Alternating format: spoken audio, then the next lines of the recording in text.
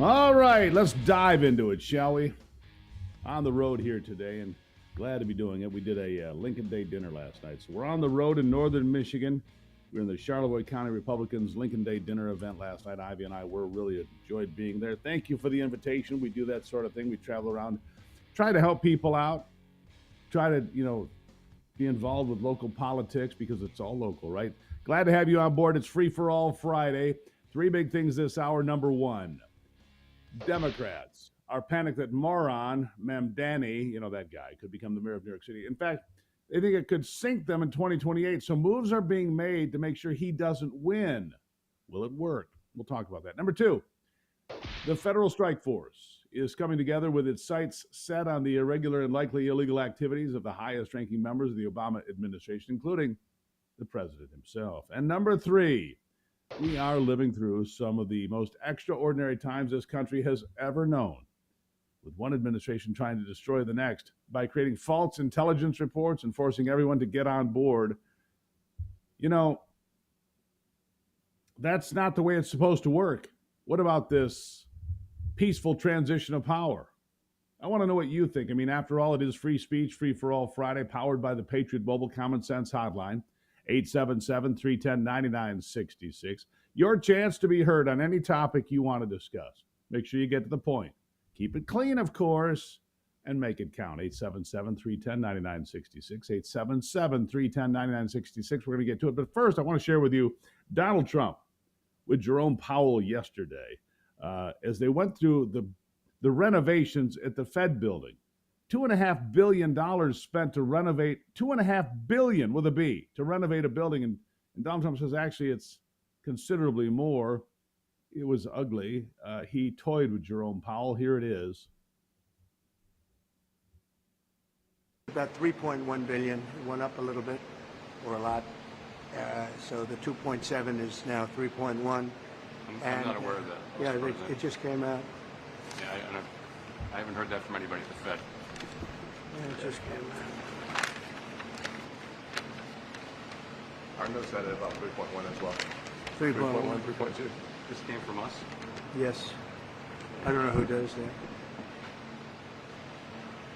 You're including the Martin renovation. You just added. That's our entire capital. Yeah, you just added in a third building. Is what that is. That's a third building, Well, including no, the but Martin building. it's a building that's being built.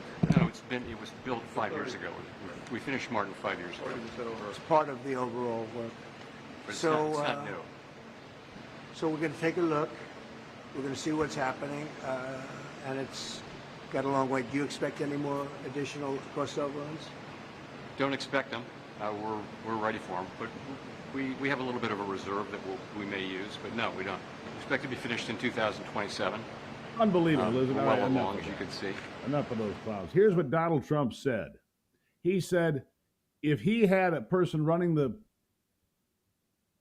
project that overran costs the way this has been done, they'd be fired. Of course they would be. All right, let's get into Free for All Friday.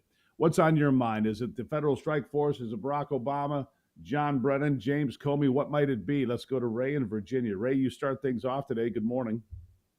Yes, I will. Steve, I think yesterday I heard you talking to a colonel who said that Adam Schiff was the head of the Intelligence Committee. And at that time, he was on every station, every news work, every night, saying he had all the evidence that Trump was a traitor and that Trump was dealing with Russia. Now, why can't Congress just come up and do something about this guy? He is a congressman, isn't he? And they can really drop the load on him. No. Actually, no. Adam Schiff is now a member of the United States Senate. He got a promotion for all that dishonesty, Ray. That's what's really embarrassing. Here's the problem. If we threw the book at every politician that got on television and lied, we'd have standing room only in the local prison. That's a fact. So, yeah, Adam Schiff went out there. He lied over and over again to the American people. It's dishonest. But we have to dig into what he did when he was working to impeach Donald Trump. What did they suppress? What did they put out there? What were they dishonest about? That's the trail we have to be on, Ray. But you're right. He was a member of Congress. He should be held accountable for all the lies. He's now a member of the United States Senate, and he is nervous because he's out there bumping his gums talking about these things, Ray. Great call. It sounds like to me he was a mouthpiece for Obama. Yeah. You got that right, my friend. Thank you, and God bless Virginia. All right. Tom is in Michigan today. Tom, how are you today? What's first on your agenda? What's on my mind is the fact that no one's above the law except apparently the Democrats. Isn't that the truth? Yeah, they say that a You lot, and know, they also spend a lot of time talking about the peaceful transfer of power and all this. What this was anything but the peaceful transfer of power. This was an abdication of what they're supposed to do. It was a deviation from anything we've ever seen before. It was a plot. It was a plot and a play run against Donald Trump and his administration. It began in earnest December 9, 2016. Hillary Clinton had done it previously. And so then they took that and rededicated those assets to attack Donald Trump before he became president and after he took the oath of office. That's where a lot of the crimes are going to be found, Tom. I do believe that. It's shameful I want behavior. someone to, they got to face the music like they did to Trump. I could not possibly agree more. And don't tell me, thank you, Tom, for the call. Don't tell me that the former president is off limits. Now, is Barack Obama going to jail? No, probably not. Hillary Clinton? Probably not. But for John Brennan, James Clapper, Vindman, Nellie Orr, Andrew McCabe, their fortunes could be quite different than the rest. So we'll keep an eye on that. And look, it's the biggest scandal of your lifetime or mine, all of you. There's no question. This is the biggest political scandal in American history. One president trying to take out his successor. It's remarkable. All right, Ed, in the state of Indiana. Ed, bring me some common sense today, my friend. What's on your mind? Good morning, Steve. The U.S. Constitution gives the news media the right to report the good, bad, and the ugly. But I can't find the part where it tells that they got the right to lie and defame. Well, that's true, but the problem is the First Amendment is the First Amendment. It doesn't say based on truth and based on who gets to decide who the fact checkers are. It doesn't say that, Ed. That's the problem. And I'm okay with that. I think you and I are smart enough, and all of the other folks here today and around the country oftentimes, smart enough to separate the wheat from the chaff. Look, I can watch MSNBC and see when they're lying, and so can you. And so that's why you're here on this network, on this program every day, because you look for truth, and I appreciate you doing it. I mean, that's right, isn't it, Ed? We don't have to sit there and listen to their nonsense. We can tell the difference, can't we? Well, yeah, but this could open, defamation suits for on that a part's lot of true. people there. Yeah, that part's absolutely true. Mm-hmm. The private suits will do more damage to them than the government ones. That's a possibility. Ed, thank you for the call. I still got a whole line of calls here. The phone number for you to get in the conversation, 877-310-9966. It's the Patriot Mobile Common Sense Hotline. Patriot Mobile, America's only Christian conservative wireless network. Love them. Used them for years. You should too. Check it out. I'll be right back. Thank you for being here on a free-for-all Friday on the Steve Gruber Show.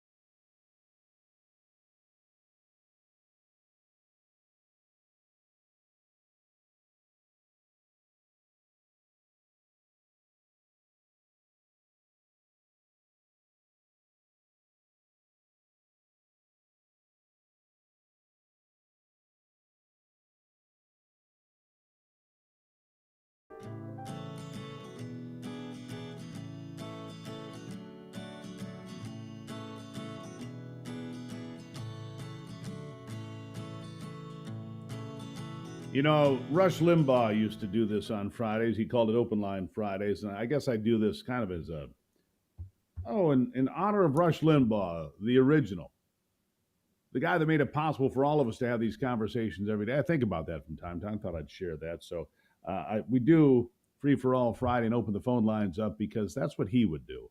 Because how do you do a program like this if you don't talk to the folks? You got to bring the folks into the conversation so you know what they're feeling, because maybe I'm missing something somewhere, and that's why I rely on you, the smartest audience in media today. Let's go to Cliff in Illinois. Cliff, you're living in the great blue state of Illinois, although it's really a red state except for one county. Welcome to the program. Good morning. Hey, I wanted to talk about that strike force, but I wanted to first say about the Starlink system, the global outage, and it went out during your show yesterday, and I thought it might have been the deep state. Trying to silence me? Yeah, that happens sometimes. You know, look, you would be amazed. I guess the Starlink went down, but the strike force, I hear that General Flynn and Nunes is there. Is Trump going to let Barrow Nunes out to be on that strike force? And I'll hang up and listen. Thanks. You know, that's a great question. I would find it very unlikely that Michael Flynn would be on that strike force. Look, the point of having the federal strike force is this. It's to give you arm's length away from the administration so that people can't criticize the president or his inner circle of advisors. They hand it off to professionals. This is how they go after organized crime. This is how they go after drug cartels. This is how they go after big chunks of criminal activity. They do it with federal strike forces. You have all these professionals that go in and investigate. And then what they find gets handed off to the Department of Justice for potential prosecution. So I already saw James Clapper. He has lawyered up, which he should have. John Brennan should do the same, and I think maybe he already has. I think probably all these folks have lawyered up because, look, they're in real hot water here. What they did was not normal. It was not legal. You can't sit there and manipulate intelligence reports for political benefit to undermine your opponent. And again, I say this, my friends. It wasn't just undermining Donald Trump. It was undermining all of us. And I've also got pretty good information. Keep this in mind. Write this down. Say, hey, Gruber said that. I've got pretty good information that everything we're hearing about 2016 is ugly, as sordid, as dirty as it is. What we're starting to learn about 2020, significantly worse. When Donald Trump said he won 3 elections, he won 3 elections. We'll talk about that coming up. All right, let's get to the ladies. Michelle, she's been waiting from Massachusetts, the great blue state of Massachusetts. Used to be a great state. Still love the place. Michelle, good morning. What's on your mind? Good morning, Steve. I love you, and I love everybody from Real American Voice. So thank you very much. Say all them dumb Democrats need to be prosecuted, just like they try to do to President Donald Trump over and over. And second of all, I have been on the waiting list for housing for 12 years, and they come and get it like nothing. Wait a second. Wait a second. Where do you live in Massachusetts? Well, I'm not proud of it anymore, trust me. But you were waiting to get a house for 12 years to get some sort of on the waiting list for housing. Yes, I've been approved waiting for 12 years. 12. And I only have like a year left. And then all this happened with Joe Biden, with all the immigrants coming over. And they gave the college kids 2 weeks to get out of the college at UMass. And they moved all the migrants right in there. Just like that. Because you know why that is? And I got to leave it right there, Michelle. The reason that is you have a terrible governor. You have terrible politics in Massachusetts. You're bankrupt. Did you know, and I just heard this yesterday, and I want to share this because I think this is remarkable. Ivy and I were talking about this. I saw a note yesterday, a story on the wire. We're going to go verify this. I'll have her look it up here this morning. But the state of Florida has cut its debt in half. under Ron DeSantis. Cut its debt in half. The debt per resident of Florida now is $500. God bless Florida. What other states are cutting their debt so dramatically? None that I'm aware of. We'll take Ron DeSantis in Michigan. Please come help us. All right, let's go to Texas. They've got a pretty good governor most of the time. Charles is there. Charles, how are you today? I'm doing great, Steve. I appreciate your show. So, thank you. I want to. What happened? Is he there? I think we lost Charles. I'll just take that under advisement. I think Charles slipped out. We'll put him back in if we can get him in, Brock, but we're just going to move on to Denise in Tennessee real quick. Denise, how are you? Okay, Steve, how are you? I'm lovely. Hello. How are you? Oh, okay. Steve, could you please explain to me about the Candace Owens and McCrone situation? How did that even get started? I have no idea. You'd have to ask her. Look, she left the reservation a bit. I don't pay much attention. And to be honest with you, I don't watch or listen to anybody else to any extent. I'll catch some people here and there. And of course, I listen to Steve Bannon because I think he can see around a political corner better than anybody I've ever seen in the business. His political instincts are superhero strength sometimes. But generally, I don't pay attention. I appreciate the question. I have no idea what's up with Candace Owen or Macron or any of that. Greatly appreciate you being here. Listen, thank you so much. Listen, I'd like all of you to really help us out here. When I mention people that are part of this program, man, go check them out. One of those great partners is Hillsdale College, Gruber for Hillsdale.com. Look, here's a place where you can find out about the foundations of this nation. You can find out about capitalism. You can find out about C.S. Lewis and Christianity, how it played out in this country. Do this for me, would you? And look, you're going to have a better weekend this weekend if you binge Hillsdale over Netflix. I promise you. And you can call me on Monday or next Friday and we'll talk about it, but you're going to love it, all right? We'll take a quick break here. Gruber for Hillsdale.com, Gruber for Hillsdale.com. We're going to have a preview of that for you a little bit later in the program. I'll come right back.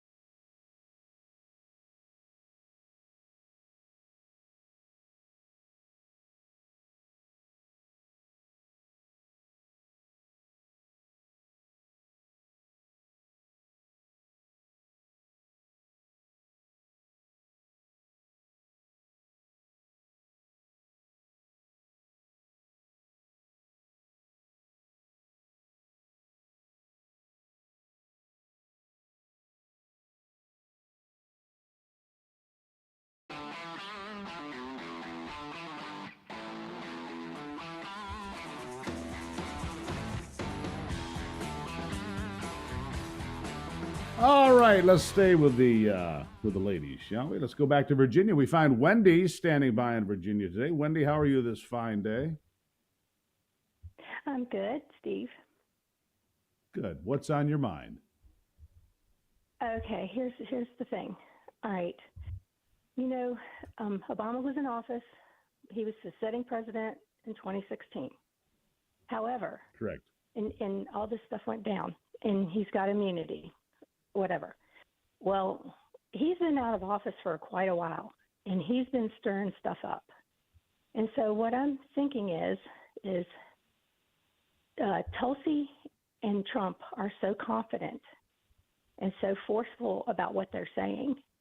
I'm thinking they may have a little bit more evidence of something else nefarious going on or other things that have gone on. And so, you know, like Trump's life, you know, was you know, almost taken a couple times. Yep. And so, you know, I think it's entirely possible, if they find out anything, his immunity is over. You're exactly right, actually. Anytime after noon, January 20th, 2017, if he continued to be involved, and that's why this federal strike force is so important. Anybody that continued to play and manipulate and try to puppeteer what was happening, which we know they did, because this went on and on and on through two impeachment attempts. The attempts on obviously on his life come later, but all of these things went on. And I'm certainly not tying Barack Obama to an attempted assassination. What I'm tying it to is a culture of undermining the president of the United States. I believe that Barack Obama was involved in that effort long after he left office. I think that he was in contact with Clapper and Brennan and Susan Rice and Andy McCabe and all those co-conspirators, because that's what they are, co-conspirators. Wendy, I think you're right on, and thank you for the call. Really good stuff. And look, his immunity is over them. And point of fact, Joe Biden's auto pen did not sign pardons for all those people I just named. They're exposed. They're out twisting in the breeze. More of your phone calls here on Free for All Friday, powered by Patriot Mobile, 877-310-9966. I'll be right back.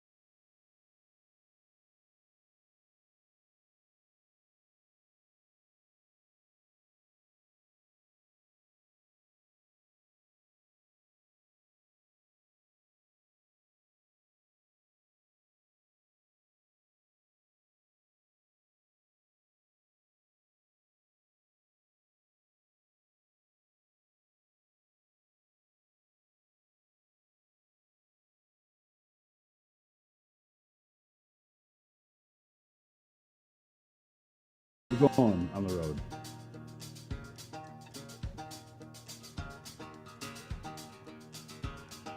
I don't know. Not too long. All right, back to it now as we continue Free for All Friday. Again, you would be amazed. We kind of took the show on the road. We've got a makeshift studio we're in here today. And we do this, and I don't do this. I'm not going to kid you. Ivy does this. She's magical when it comes to doing these things. She's brilliant. and underappreciated. So I was just say thank you to Ivy because she comes in, sets this all up because she understands the electronics far better than I do, so we can go and move on. And we're going to be doing some shows on the road. I'll tell you about those coming up because we're going to go see some things in America that are really important right now when it comes to illegal immigration. We're going to go to some of the hot spots. We're going to talk about it. Right now, we're going to go to Pete. He's in Georgia. He's been patient. Pete, welcome to the program. What's on your mind? Good morning, Steve. How you doing, sir? Doing wonderful. How's the red dirt? Thank you. It's lovely, sir. Lovely. I wanted to thank you for the kind words for the Hulk, and I'm sure gonna miss that man. But I wanted to say, the Motor City Madman said this other day: if there's not no handcuffs or no executions of these people, they're just gonna keep getting away with it. And one brief thing, with as busy as President Trump is, I contact his office 2 or 3 times a month and tell him I love him, thank him for what he's doing. But I'm 64, and Social Security took my disability and my Medicaid, and I sent the paperwork to his office, and they're taking the time to have a federal agency look into this for me. So as busy as he is, he still never forgets about the little man. But I love your show, Steve. Thank you. Pete, I greatly appreciate the call in today. Look, hopefully some of these changes in the big, beautiful bill will benefit people like Pete.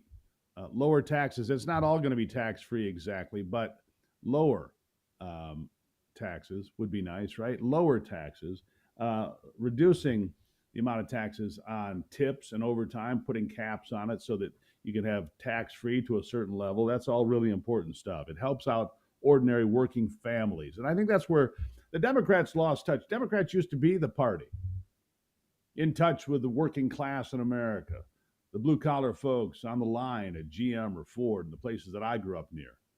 That's not the case anymore. The Democrats become these elitists that tell us that boys can play in girls' sports and that the illegals should have all the rights that you don't. It's all nonsense. You know it, and so do I. It's strange to me. And I go back and look at John Kennedy. At least these people love the country. Jimmy Carter, he served in the Navy, a Naval Academy graduate. Not a fan of his presidency, but he didn't hate America. That's a big difference, isn't it? Let's go to Dave. He's in Michigan here, where I live. Dave, how are you today? Hey, Steve, how you doing? I'm lovely. What's on your mind? Well, I just want to say God bless you, and thanks to Real America's Voice. Everybody on there, you guys are great. But with Hussein, Barack, coming up with this plan, I just wonder if he's not the one that planned out for Jan 6. Well, isn't that an interesting concept? That had not occurred to me. Maybe just in passing, Dave. Yeah. Well, here's the thing. I can assure you of this. If he didn't plan it out, they sure used it to manipulate where they wanted to go with it. But you look at the whole setup there. They too had plants in the crowd. They too were being dishonest about everything that was happening. They too were doing that to manipulate a narrative about people trying to tear down the government, about insurrection. It went right back on to Trump. That's right. That's my point. So they continue to throw manure on Donald Trump, and maybe you're exactly right. That would not surprise me in the least, and that's what I've told you. I'm getting information, getting rumblings in the back channels that the information that they're starting to uncover from 2020 is uglier than what they found in 2016. Dave, keep the faith. Greatly appreciate your call today. Jesse is in the great state of Florida today. How's Florida, Jesse? Hi there, Steve. How are you? Well, what's up? Hey, my concern is this. I have a feeling they're going to say the evidence that is being brought up is made up, fabricated by a disgruntled, failed appointee, which would be Gabbard.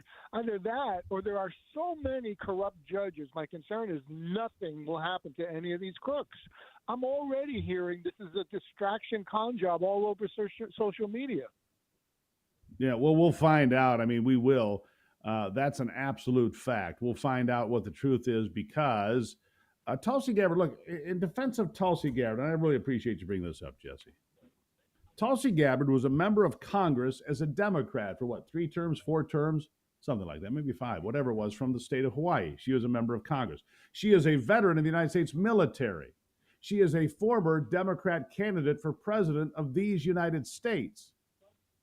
I'd say her resume is pretty sound when it comes to saying, wait a second, let me question my own team, which she left, by the way, when she realized how dirty her team was.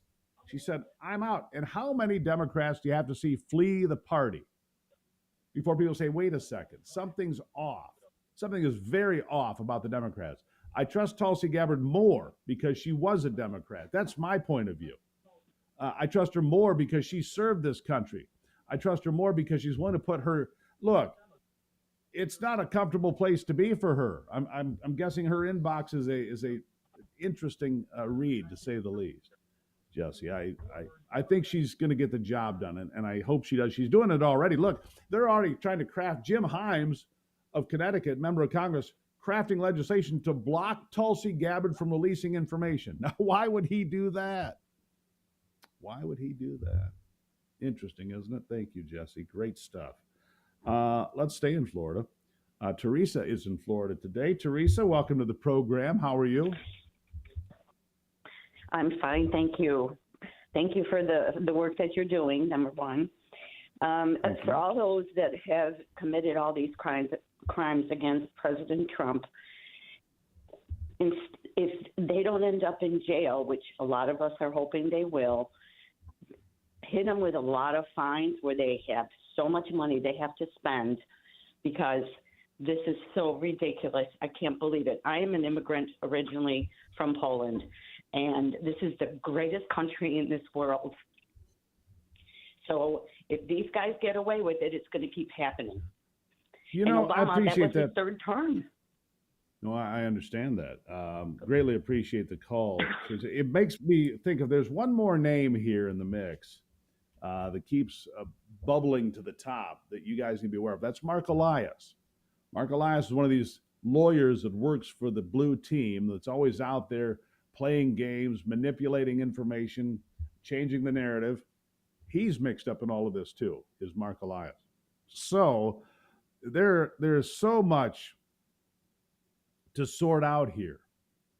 And that's why, again, I go back to this federal strike force that John Solomon and I talked about back on Tuesday of this week. We knew it was coming before we could share with you guys.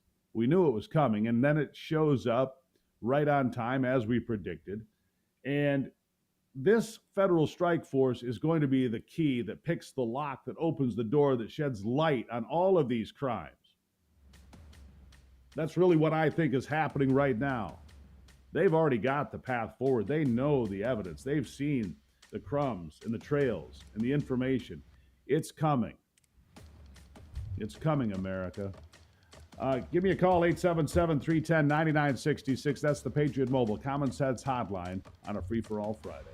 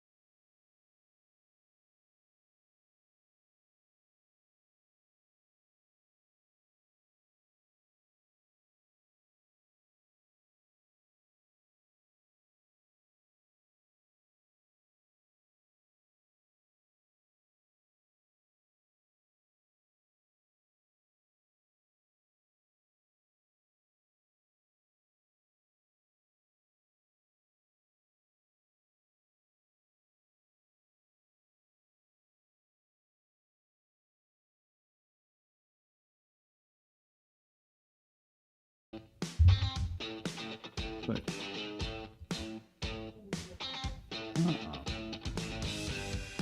all right, here we go. Diving right back into it. I've got a long list of folks here, and I appreciate it. Look, we're going to do this for the next 3 hours, 2.5 now, I guess. And so remember, you can always follow us on YouTube, on Facebook, on Twitter X. We're live in all those places every day, all day, 3 hours a day, every day, so you never have to miss a minute. And so the phone calls will continue throughout the day here on the Patriot Mobile Common Sense Hotline on a free-for-all Friday. Joe in Tennessee, you're the next contestant. Come on down. Yeah, next contestant on The Price is Right. You are. Look, the price that we paid with Barack Obama was wrong, but go ahead. Yeah. I'd like to first compliment what you and Ivy do there on Real America's Voice. Y'all do a great job. I can't think of anyone does it better. I appreciate you for saying that. Ivy works for Taylor. One thing I noticed you said the other day was that the deep state is a cancer and we're chemotherapy for them. Well, Trump is. I try to be part of the guy that helps get that chemotherapy injected, but you're exact. The deep state, these people that work behind in the shadows, like all these people that were working against Donald Trump, that is the cancer. And Donald Trump is chemotherapy. I mean, he is the bitter pill that the political class just can't swallow because he's not one of them. He doesn't care about their norms. He doesn't care about them making themselves rich. He cares about looking out for the folks. He is a guy. They can say whatever they want about Donald Trump. He's a guy that loves this country.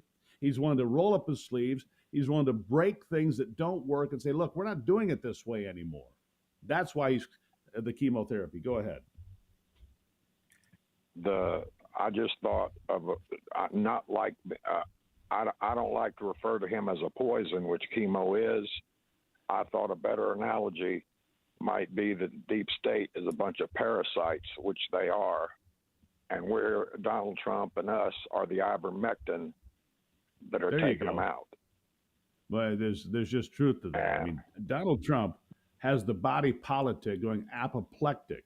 And that includes Republicans, by the way, that pretend to go along, but secretly are just hoping that Donald Trump will leave soon. That's true, because they feather their own nests. They look after their own self-interests. They have their own path they want to follow, and he's screwing that up for them, too. So it's not just Democrats. There's a number of Republicans, we all know it, right? So there's people on both sides of the aisle that should be excused from duty. Go back home. Go get a job. Get out of here. Because they're not looking out for the folks, Joe. That's the problem, right? Yeah, and the biggest parasite we got right now is the mainstream media. I talked to Democrats several times, and they don't even know what's going on in the country because it's never spoken.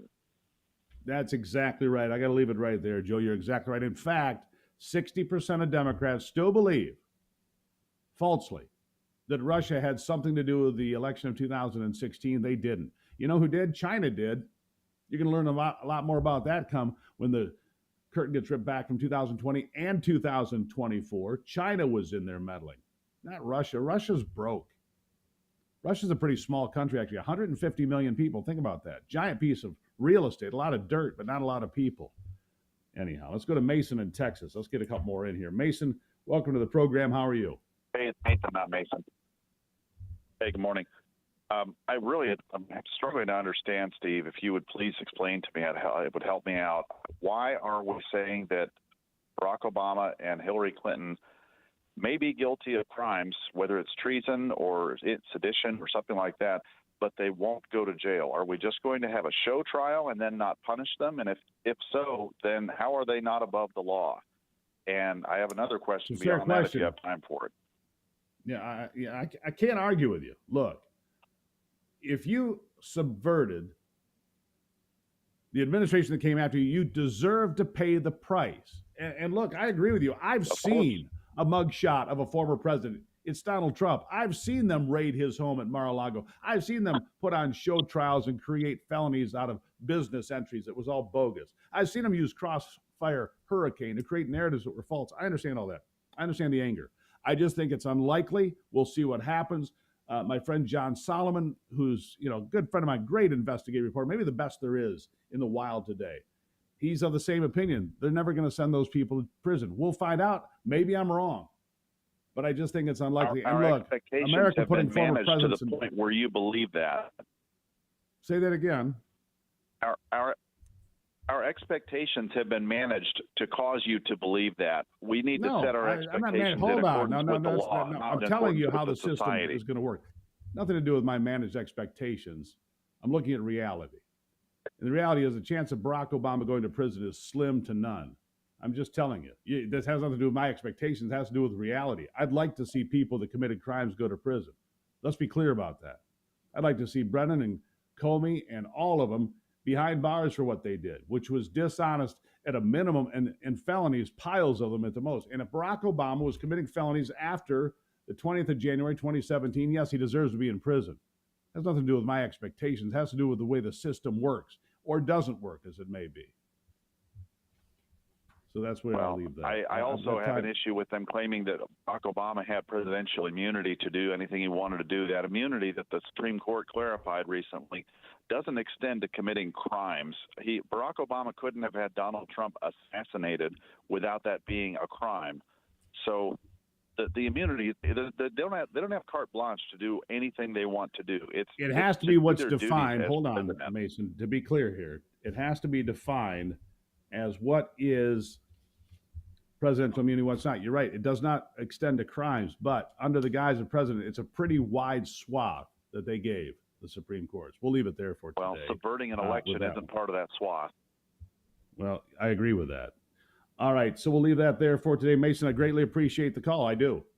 But it has nothing to do with my managed expectations. That's ridiculous and actually kind of offensive, which is fine. I don't mind. We don't have to agree on everything. You can be wrong. I don't mind. I'm just joking. You can call. Anybody can call. If we don't agree on something, that's fine. I don't mind. In fact, I appreciate if you call and say, hey, Gruber, what about this? What about that? And I know people are angry. Mason's obviously angry at what's happening. I am. We saw somebody try to take down the government in a peaceful coup, I suppose, because no shots were fired. But that was the plan more after this.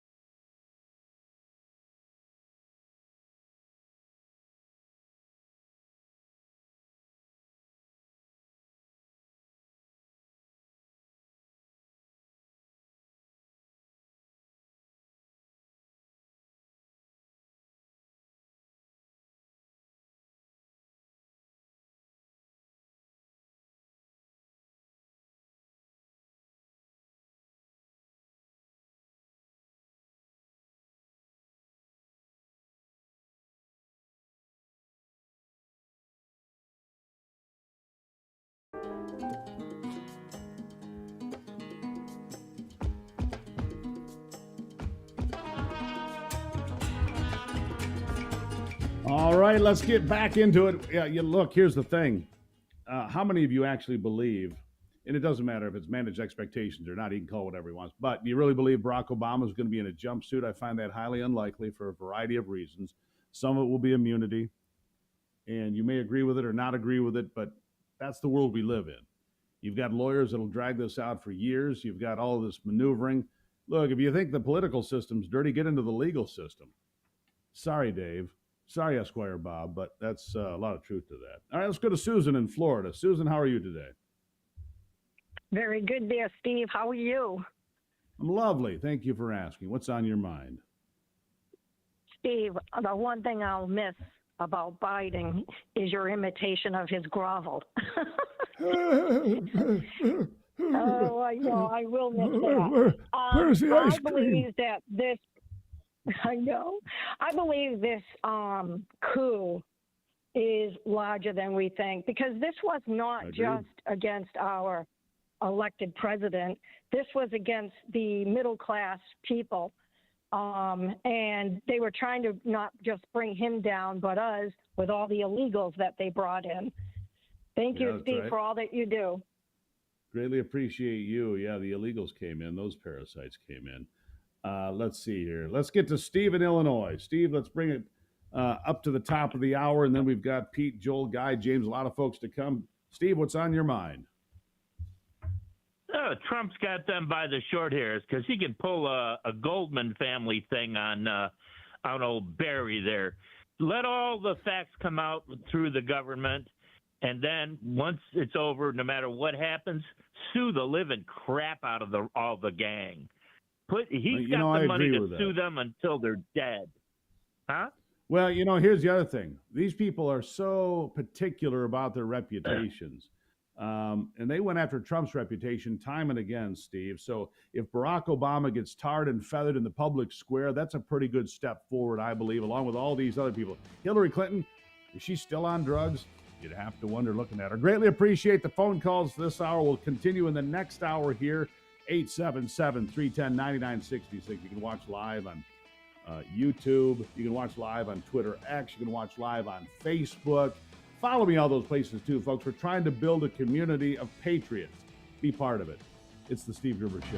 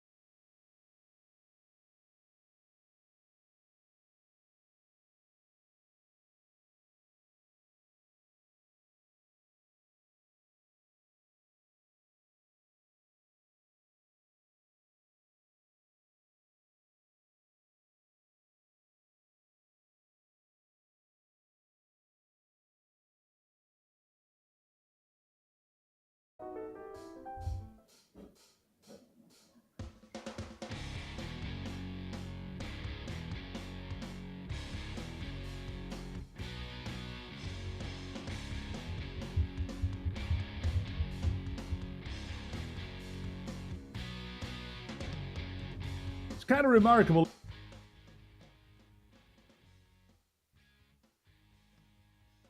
What, 2012? I took the job, by the way, because I was promised an interview with Barack Obama that I never got. I don't hold it against him. At any rate, it's interesting to sit here and look back at all the time that has passed. And you think about if they were playing with the... Just think about this for a second. We're going to get back to your calls here on a free-for-all Friday. 877-310-9966. I'll get to all of you. Don't you worry. Back to the election of 2012. That day, midday, I was listening to a station out of Cincinnati, Hamilton County, Ohio. And they had people on. It was noon, 1 o'clock in the afternoon in Cincinnati. And they're listening to people who were watching the turnout at the precincts. And the turnout was massive in Republican precincts for Mitt Romney. Massive. They said they'd never seen anything like it. And their indications were clearly Hamilton County was going to go for Mitt Romney. Barack Obama was going to be a one-term president. It was pretty obvious. Ohio. Fast forward to 7 or 8 o'clock that night. Ohio comes up. Boom. They called it almost pretty quickly for Barack Obama. And Hamilton County went blue. None of it made sense. Didn't make sense to me then. I was completely confused because I listened to people in Hamilton County that knew. They've been poll watchers for decades who knew what they were talking about. So you start to think about things like that. Then you look at 2016, 2020. And yes, 2024, we're going to hear and learn things over the next 3 years, 3.5 years. And we're going to say, yep, thought so. Let's go back to the Patriot Mobile Common Sense Hotline. We'll pick up where we left off. Pete is in the great state, the volunteer state of Tennessee. Pete, what's on your mind? Hello? Yes, sir. What I say is, what I'm after is this strike force we got. We need to get a strike force on Ukraine because I would put money that if we do that, those two strike forces are going to bump into each other. When Zelensky was in the White House, if people would think about it and Trump ended up throwing him out, remember him sitting there and going, hey, y'all promised me this, and we signed papers and you signed papers and all that. And Trump says, I don't know what you're talking about. No, not one reporter in that room hollered out, hey, Bubba, who are you talking about? Give us names and let us see those papers. I believe if you had a strike force to go over Ukraine, we will get the heck up out of there because you're going to find out that Democrats and Republicans from this country started that war, and that's why all those millions of people are dead, and we don't want... Our involvement in Ukraine has gone on for a long time. We have biolabs over there that were always denied and then testified before Congress. The facts came out. There are a lot of things that go on because it's not on American soil. So therefore, it's not subject to American law. This has gone on for a long time. It's why Ukraine... Look, Ukraine, you're onto something here, Pete, and that is Ukraine is one of the most corrupt nations on earth. It is a money laundering nation. That's what they are. That's why the Bidens were so connected to Ukraine, and they were, because it is a filthy, corrupt place. Always has been. And it's not exactly a secret to the people in the world. Pete, greatly appreciate the call. Let's go to Texas. Joel is in Texas. How are you today, sir? Hey, Steve, I got a hypothetical for you. All right, let's have it. You was honorably talking about old Tulsi Gabbard about how she swapped over from the Democratic Party over into the Republican Party. Sure. And I thought that was honorable. Why can't we do like the old days when they get pardons and amnesty to people like Jesse and Frank James to come forward with your dirty, crooked politicians with information on who's paying them to keep from blackmailing them. Why can't the president give pardons and amnesty to these people that they'll be protected if they come forward with all the information? He can. It's not a bad idea. Blanket immunity. Prosecutors use that card all the time. They put the card down, give immunity to somebody who has information on the big fish, if you will, right? They put down the immunity to make sure they get the testimony that they need under oath so they can convict the big fish. This happens all the time. It's not a bad idea, Joel. Not a bad idea at all. You look at about getting the president to mention it out on national television. Y'all come forward with information, and we'll give you a pardon if you'll name names, and we can clean this state up. I think that's a reasonable idea. Sign here, get the bonus, sign up today. I don't oppose that idea. Is it possible? I mean, of course, the Democrats would go bananas over that. They'd scream bloody murder over that, of course. So it is. Good call, Joel. Well, Greatly they've appreciate been it. claiming bloody murder for years, but Yeah. you give it all to God, and He'll bring it out. Amen to that, my friend. Thank you, Joel. Greatly appreciate you. Back to Michigan now. Guy is on the line in Michigan. Guy, how are you today? I'm pretty good. I got a couple of questions. All right. Why can't, with all these Palestinians in the big cities raising up all this stuff, why can't Trump send in the military to clean these people up and get them out of this country? And along with the Somalians in Minnesota or Wisconsin, why can't they use the military to get those people out of here? Well, it's not generally permitted to have the United States military in American cities.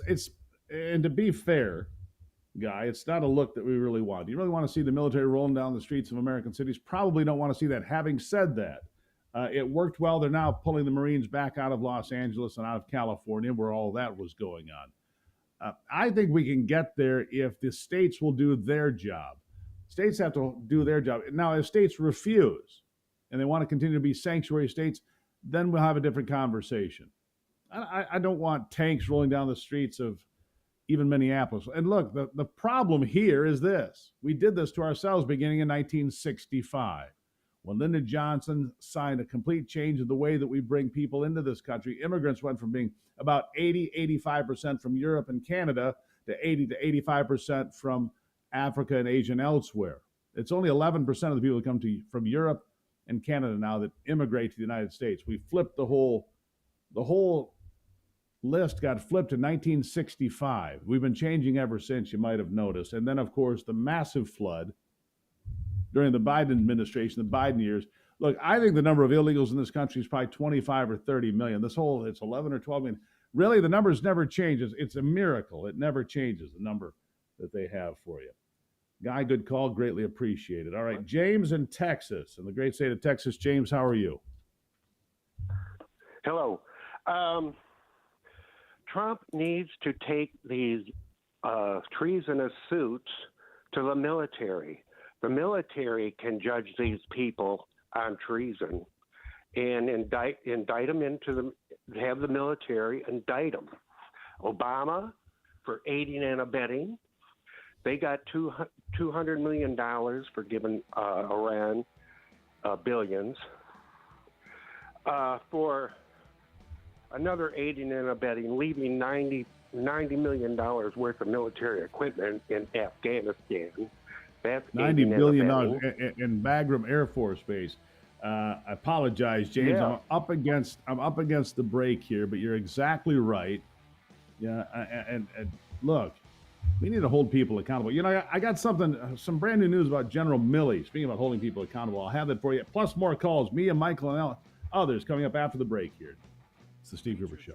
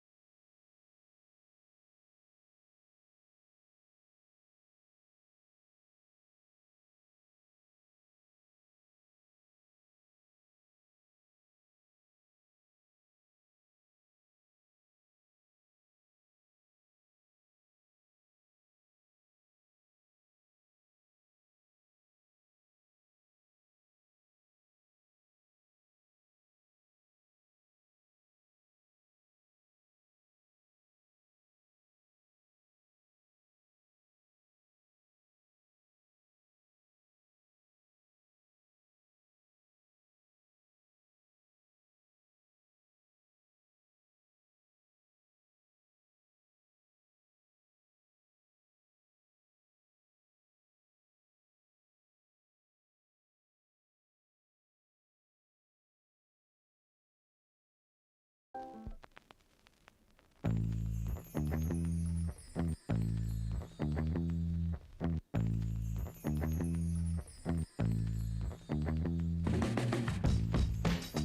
know, you talk about going back and cleaning up the mess.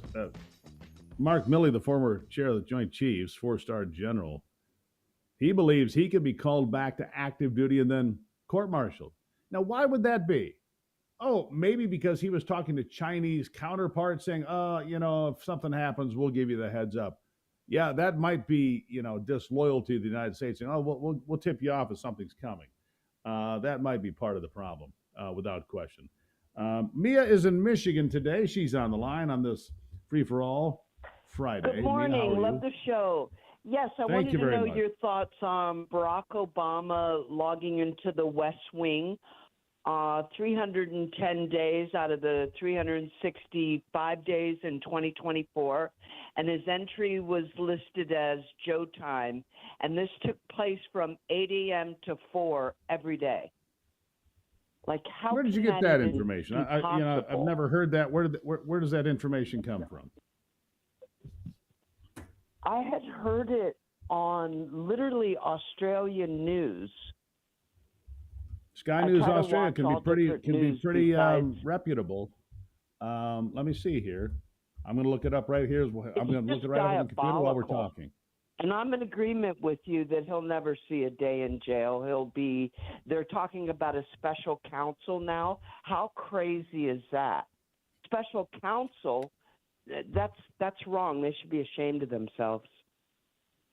All right, so not that Snopes is worth anything, but Snopes says it didn't happen as Joe time on 310 occasions.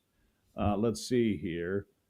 Another place called Lead Story says that didn't happen, and MEAWW, whatever that means, they say no as well. So I don't know what to make of that. I'll dig deeper into it, but they claim that the claim is false. So there you go. But Mia, I greatly appreciate you bringing that to my attention. You see, that's why we're better together. We're stronger together. Strength in numbers. Let's go to Michael in Kentucky. Michael, how are you today? Hello, Steve. Michael, how are you? I'm doing all right, considering all the chaos by the Democrats and a few Republicans. Yep. I'm wondering this. Now, I used to practice and study constitutional law. I'm not a lawyer, but I could be. Question. Why wouldn't the RICO Act apply? Because this is an ongoing conspiracy of criminal acts. It might. That's the point of having a federal strike force. The RICO Act might apply. You're on the right track. If it's an organized conspiracy that goes on for, well, let's just call it 10 years, right? Because who knows when it really began. We know that it began in the middle of 2016. Maybe it started before then. It's gone on ever since. Right. And that's why there's no statute of limitations. So you might be onto it, Michael. Well, particularly, attempted murder itself, I don't believe has a statute of limitations. You know what I'm talking about on Trump. Well, if that were to be pointed out and that came to pass, good Lord, this country could just erupt. Honestly, the country could just erupt. Let's hope that's not the case. I don't want that to be the case. I'd like to see people held accountable, but I'm going to hope that, certain things did not happen. And we'll just leave it there. Michael, greatly appreciate the call. All right, we're going to go to our good friend Jack in Toledo. He usually shows up with stats and statistics on the economy and where we are. Jack, welcome back. Hey, how you doing, Steve? Good to talk to you as always. Let's flash back to 2012, shall we? All right.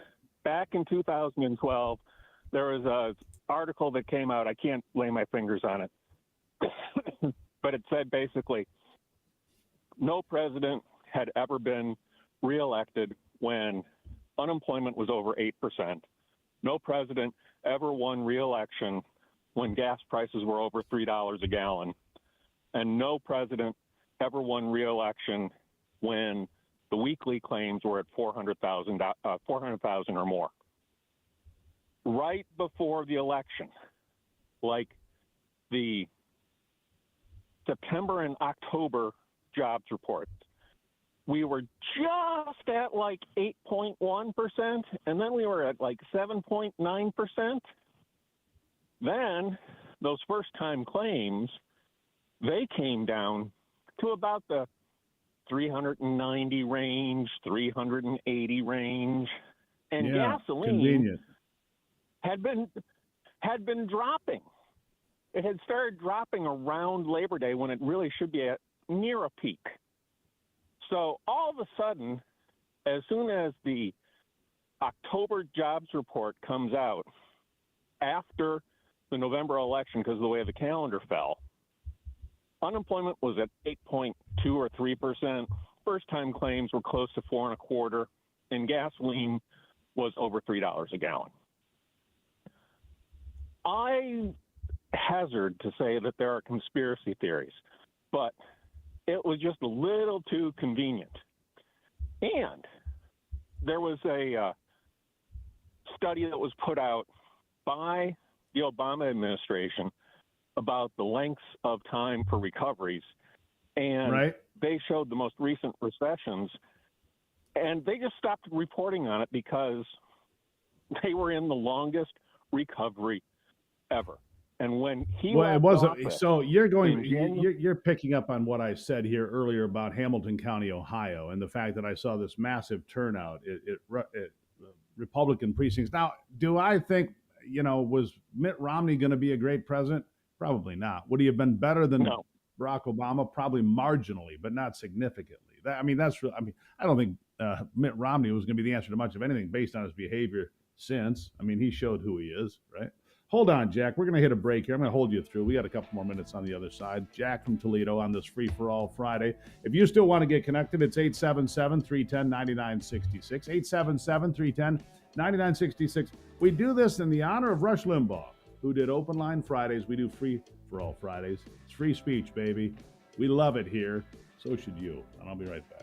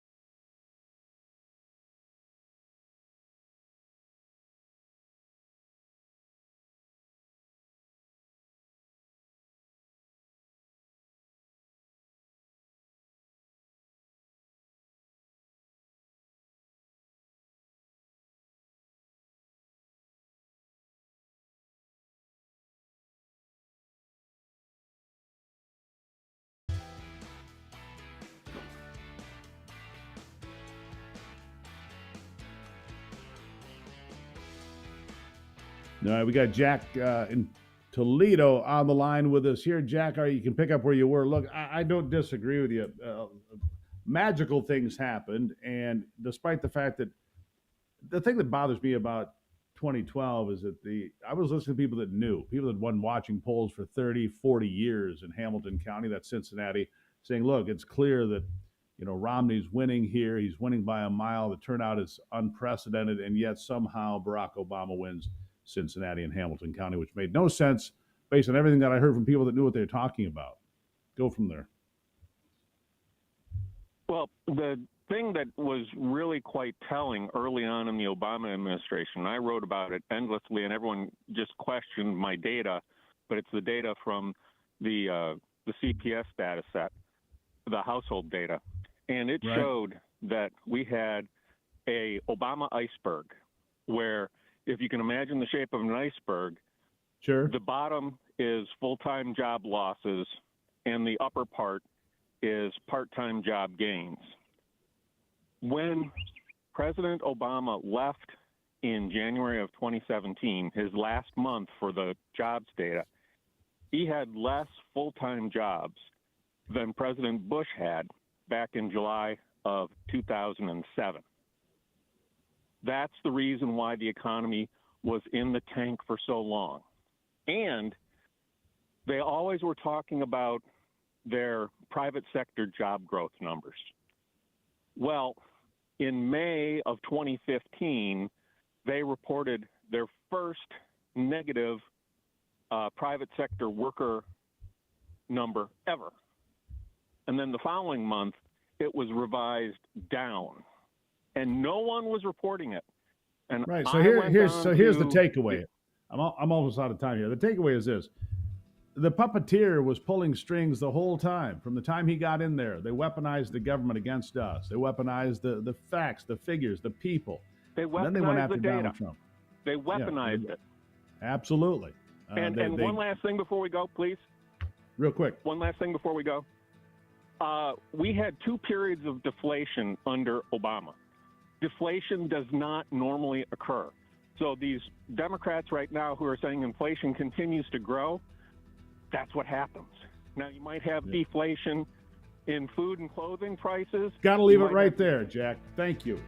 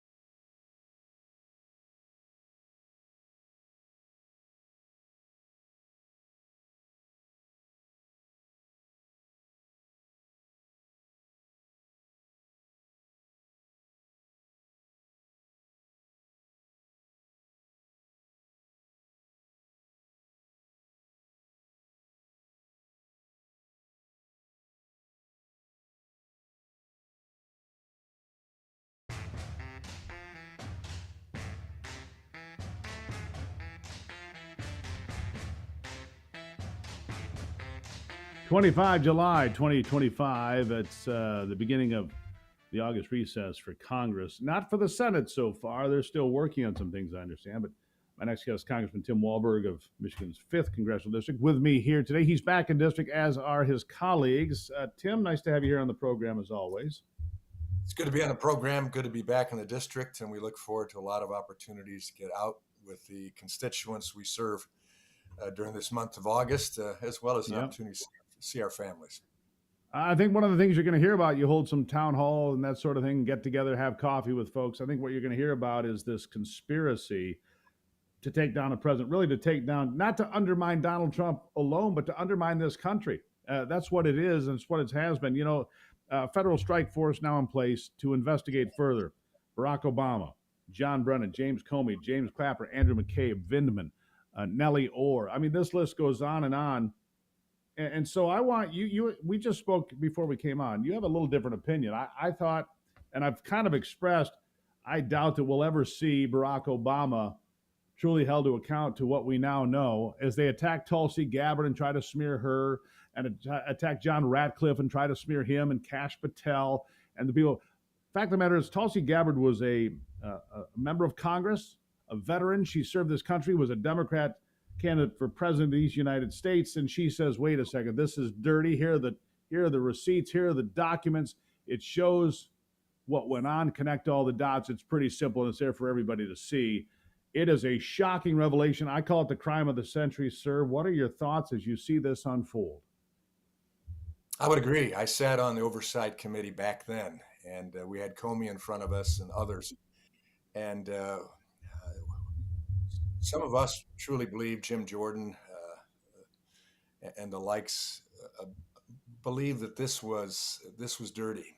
And it was a planned setup for the President of the United States, and then quickly for General Flynn. Took him down, almost ruined his life. And now we find out that absolutely there are records showing that starting there on January 6th, when Comey goes in with others to brief the president on national security issues, the newly elected president hadn't assumed office, hadn't been sworn in yet, but they set him up for this Russia hoax deal. And then Flynn following that. And it was a massive play that goes directly back to Obama as well. Now, maybe because the test of immunity for a president was undertaken with all of the attacks on Trump and the legal battles with Trump, trying to put him in jail and the rest, and finding out there is some immunity for him. We may not get Obama, but we ought to get the rest. Comey ought to go to jail. I mean, FBI director doing what he was doing, General Milley and others doing what they did during the course of the time. Brennan, I mean, the guy is apparently capable of lying through his teeth about what's going on and trying to take down a president and destroy the opportunity for America to have its voice in the White House. So, no, I hope this is carried out, and I hope I hear about it in my town hall meetings. We'll hear from the indivisible groups, the liberal groups that will try to upset the town hall meetings, as they always do. Always do. Here's the thing. We know pretty unequivocally at this point, not only did Russia not really interfere, did they want to stir up controversy? Sure, that does not meet the level of what they claimed happened, not even close. Russia, sure, they want to create some instability, whatever, they throw some stuff out there. But what these reports tell us, the intelligence reports that Barack Obama then flipped on their head, was that not only did Russia not really interfere, they didn't have the technical ability to interfere with the election in any meaningful way. They couldn't change the outcome, even if they had talked to Donald Trump, which apparently they did not. So then Barack Obama on the 9th of December in the Situation Room takes and flips that completely over and says, here's what I wanted to say. And they reduce that down to 5 analysts, which is completely out of protocol. They gave 5 analysts a job to create the narrative they wanted, and then they spread that like manure in a field, because that's what it was, sir. Absolutely. It's a Democrat Party that knows how to disrupt elections. They've done that, and they continue to want to do that. They continue to try to shape elections, even here in the state of Michigan, where they overtook the constitutional way of redistricting districts in the state. They know what it means to not be able to win unless they can cheat and to find a way to do it. So here we have a dossier that was put together, Russia, that was absolutely made up of whole cloth, of falsehoods. And yet it had the impact of ultimately disrupting the presidency of the United States for Donald Trump in his first term, ultimately having only terms with the 2 years with the ability to directly lead this country with a majority that could assist him in doing what the people had asked, and then ultimately taking him out through mechanisms to follow. That's subsequently we were able to overturn this last election and find a way to let the people speak. And 77 million people said, we want Donald Trump as our president. And that's where he sits right now. But the reality is they are not satisfied. They're going to continue to try to bolster arguments against this president using all sorts of clandestine methods. And we have to be ready for it. You know, it's remarkable that we ended up in this place, and we've been, here's what I'm hearing through some of my sources. Everything we've seen so far about 2016 is ugly and awful and all these things. I'm told that there's starting to be some light shed on 2020 that will look even worse, and that this game played all the way through 2024. So the elections were, they played with the election in 16, 20, 24. This is subverting it's not just undermining Donald Trump, it's undermining America. That's the way I look at it, sir. Your thoughts? This recent information that Tulsi Gabbard brought out, and you're right to say she was a Democrat member of Congress. I served with her. Yeah. Then she ran for president as a Democrat. Ultimately, I think being inside, she saw the light and saw the challenges that our country was facing if the power in play in the Democrat Party was continued to operate from Obama forces on down, that it would not be good for this country. Now in the position that she's been given and entrusted with by the President of the United States, Donald Trump, she has had the ability to go and find the information, the texts that could not be deleted. And I hope the American public will give it a fair look as it begins to roll out in our committees that will be doing the due process evaluation of what took place. It will be transparent, and it probably be very ugly, and most likely it will be pushed back heavily by the other side because they have to, or else they lose all credibility and all opportunity for power to reshape this country, as New York is attempting to reshape itself, as California has reshaped itself into a socialist country. We don't want that. Sad. We don't want that. We need to hold the bottom line here today, Congressman, we need to hold people accountable. I hope you hear those things when you're out in district for the next few days. We got to leave it there for today, but I look forward to hearing from you next week and what you're hearing from the folks. Congressman, thank you for being here. Enjoy up here in Michigan weekend. There you go. Amen to that. Congressman Tim Walberg. Straight ahead, our good friend Tom Colson will be here telling us about commodities, gold and silver. Where are they? Oh, and some great collectibles. What are they worth? We'll find out after the break.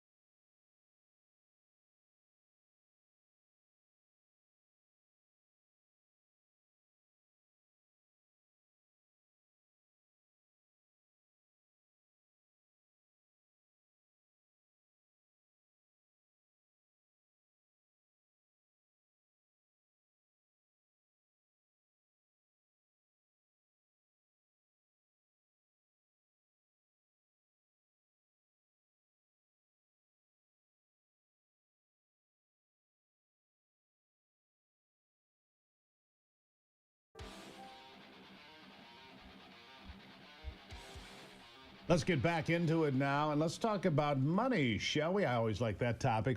Talking about the money in your pocket. That's because Tom Colson is the president of Liberty Coin Service. And every week here, or every couple of weeks, we have Tom come in and talk about valuables and collectibles. Remember, if you've got some coins or some collectibles, you're saying, hey, I don't know what this is worth, send me pictures and a little bit of a narrative to coins@stevegruber.com, coins@stevegruber.com. All right, Tom, welcome back to the program. Good to see you, my friend. Good morning, Steve. Good to see you. All right, so gold has been pretty steady. Hasn't gone up, hasn't gone down. It's 33.5-ish every time I look. Seems to be pretty locked in there at the moment. What do you see? What do you say? Yeah, we broke over 3,400 a little bit yesterday. It looks like it was on a little bit of a rally, and then we had the sell-off this morning. So kind of exactly what you're saying. It seems to be caught in this range here. 3,500 seems to be the ceiling on gold at the moment. So unless it breaks over that, I don't see a whole lot of different activity at the moment. But silver.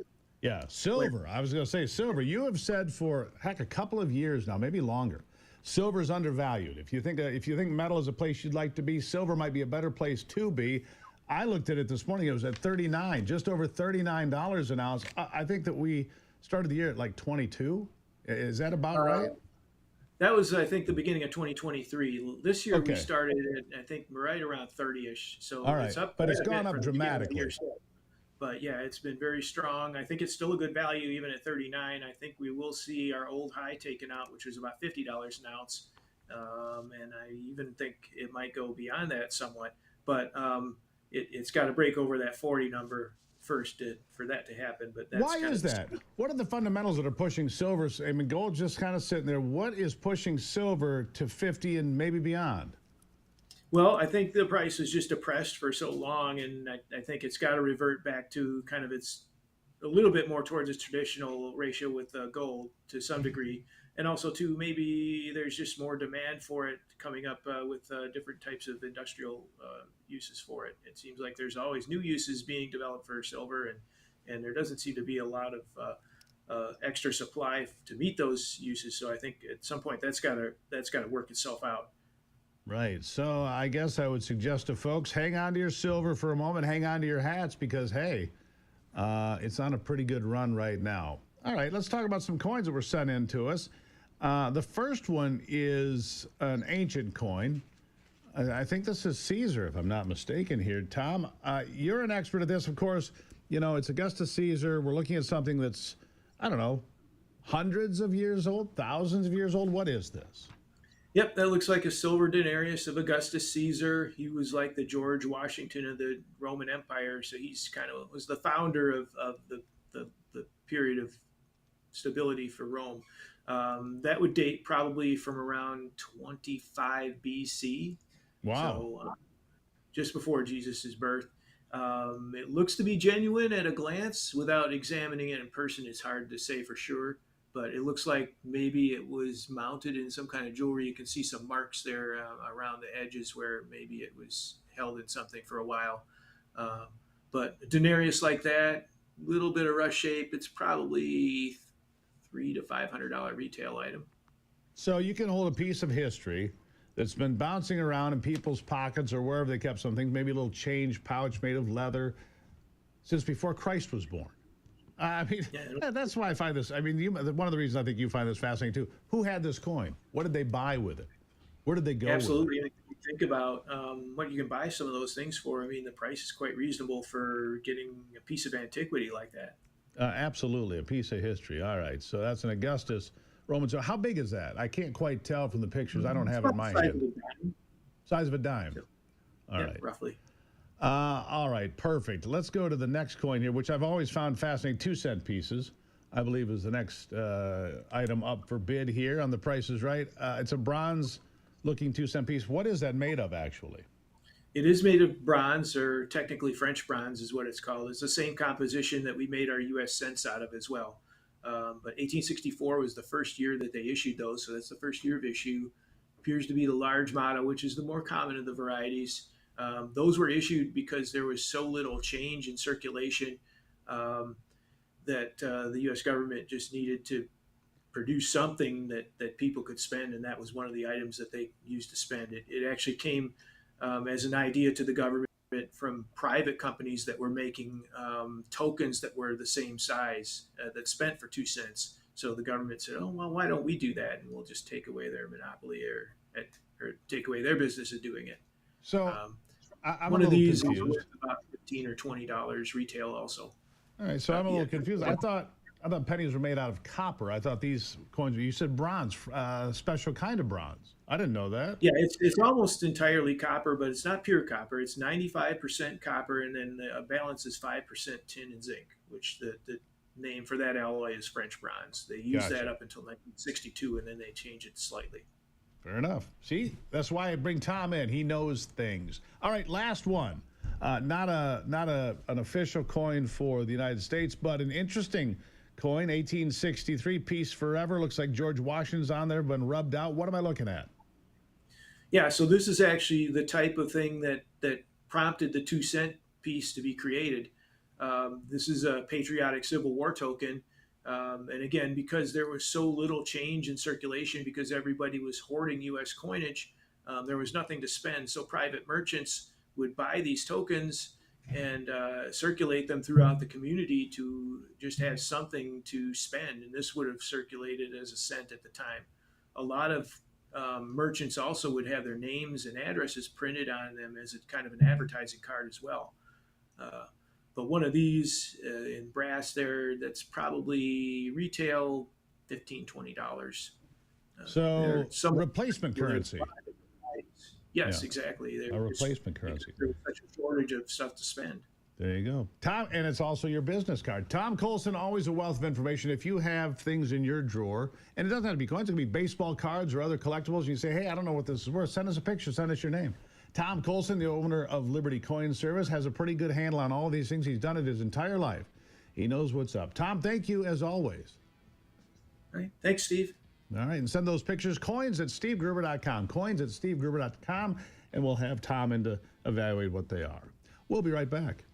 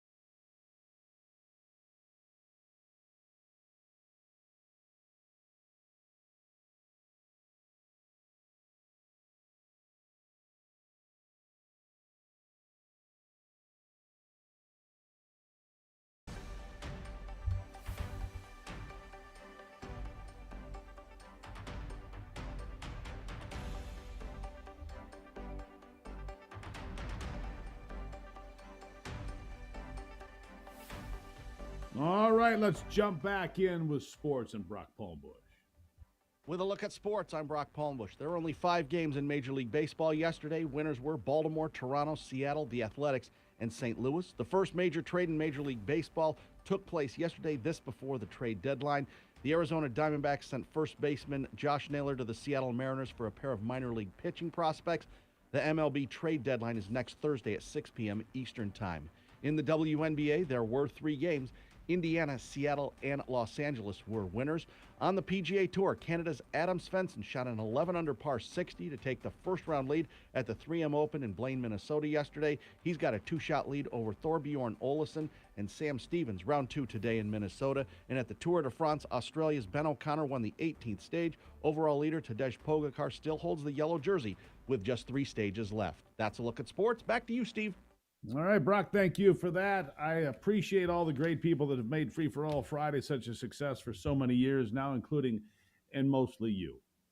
Thank you for the nice comments about Ivy today. Some folks giving Ivy a shout out, which she deserves because she's always here somewhere working really hard to make sure we get things done. Did you know 60 million Americans have parasites?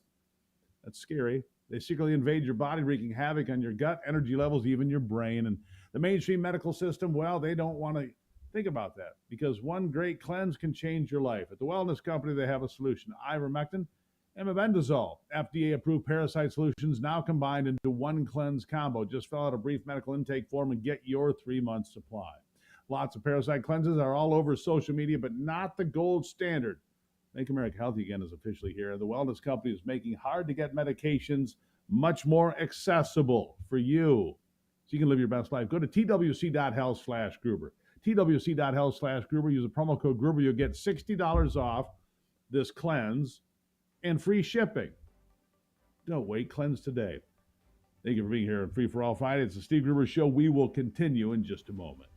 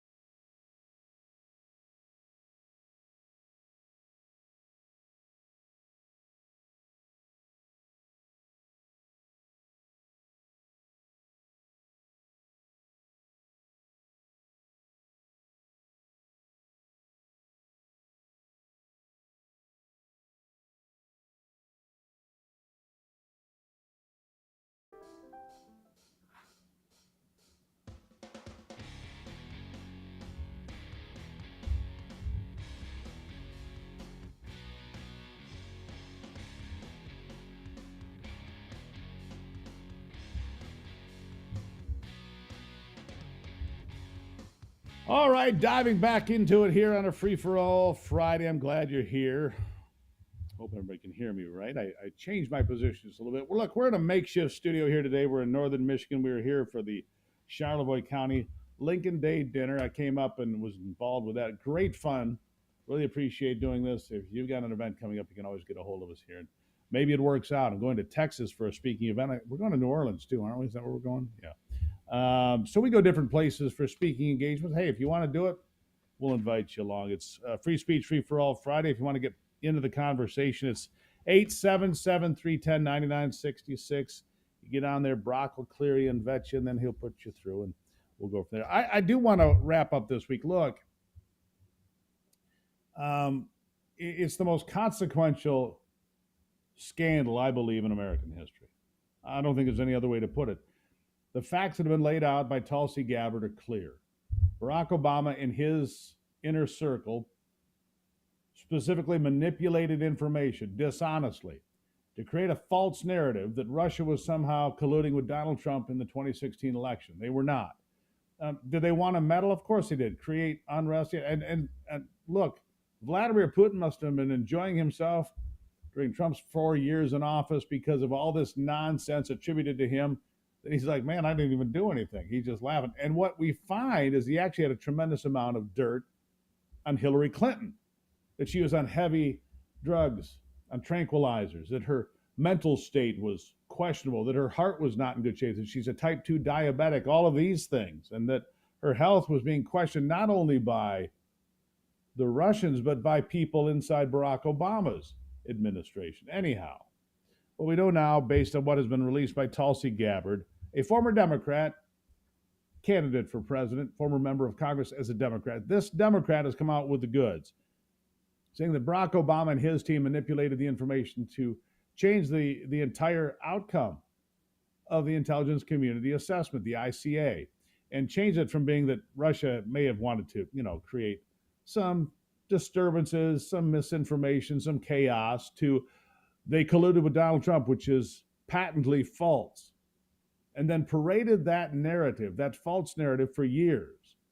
They kept saying the same things, parading it around for years when none of it was true, none of it. And now Tulsi Gabbard has gone so far as to say it's all been referred to the Department of Justice. And when asked about this earlier this week, she said, yes, that includes Barack Obama. Here's a refresher. Listen. Believe that any of this new information implicates former President Obama in criminal behavior? We have referred and will continue to refer all of these documents to the Department of Justice and the FBI to investigate the criminal implications of this. For even former President Obama? Correct. The evidence that we have found and that we have released directly point to President Obama leading the manufacturing of this intelligence assessment. There are multiple pieces of evidence and intelligence that confirm that fact. Ed, go ahead. Director Gabbard, thank you. So just two questions, but to begin on that. The president yesterday, you inferred that the former president helped lead a coup. Based on what you now see, do you believe President Obama is guilty of treason?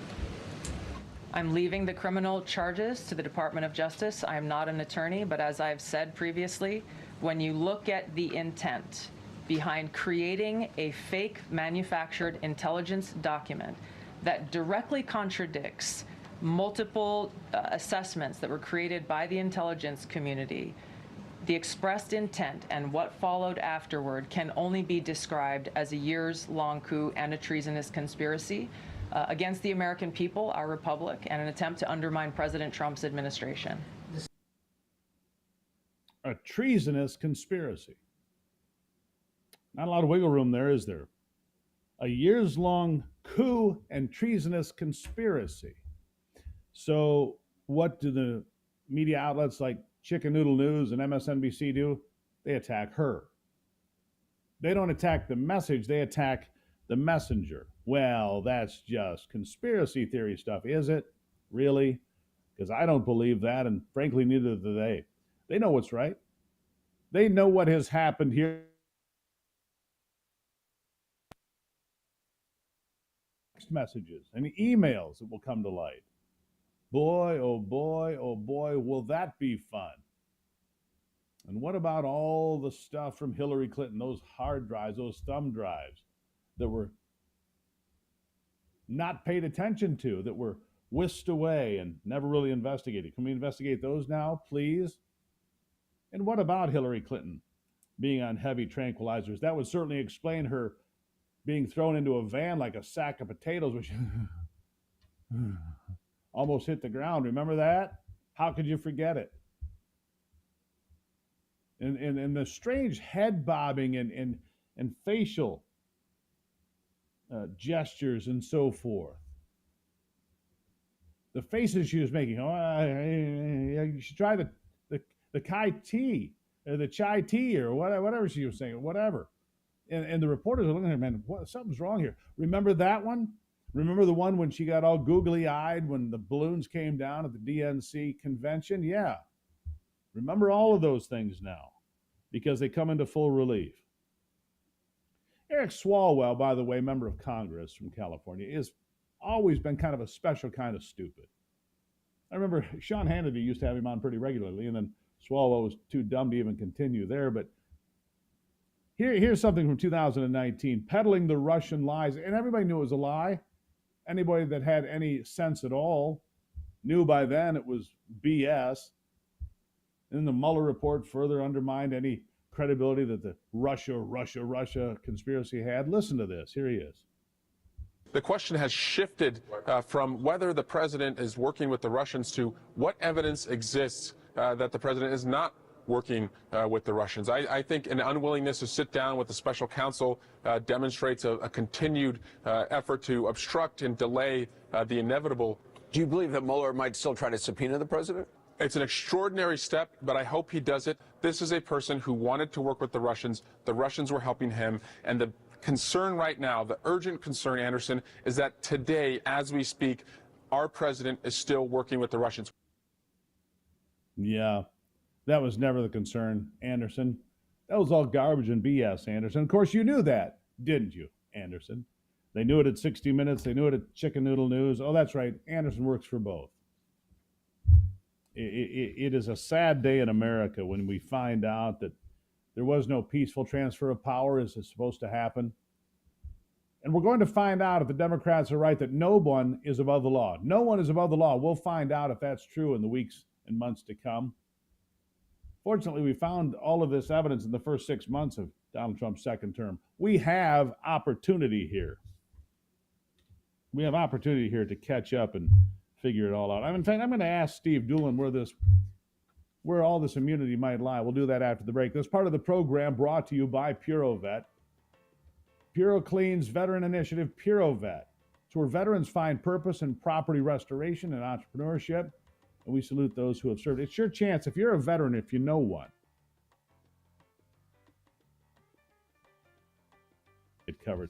As a thank you for serving this country. You can find out more at purovet.com, purovet.com, or call 855-PuroVet. Great organization. Let's look out for the veterans. Let's get some veterans into business today. I'll be back with Doolin.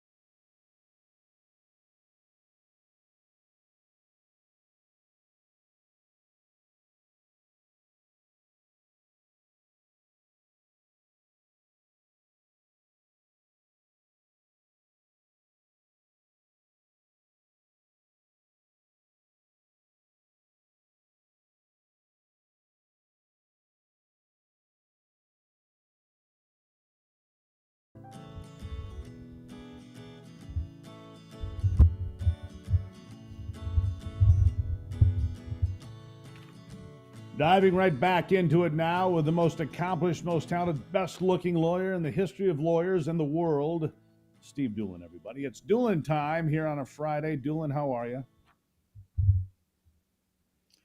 Well, great after that intro. Well, why wouldn't you be? Good Lord. Right? Here's something that a lot of people don't realize. I did a little bit of research on this, a few years ago.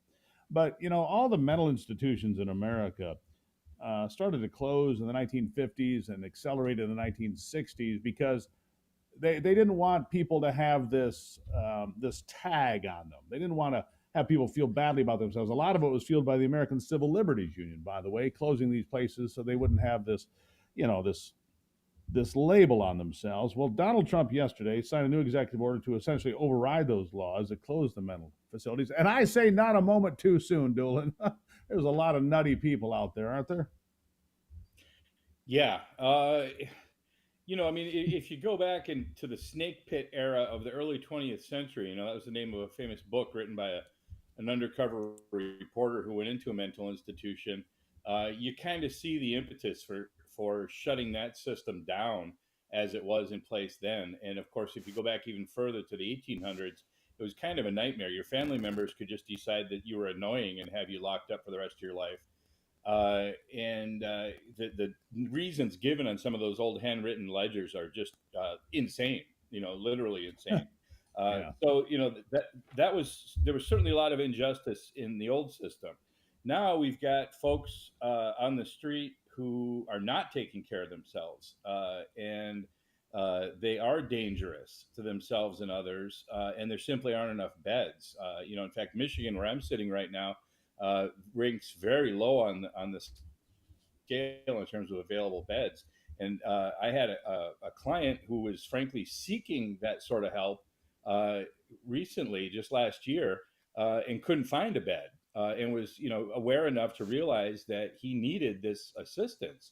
And so the pendulum has really swung too far the other way now, where the science has gotten a lot better.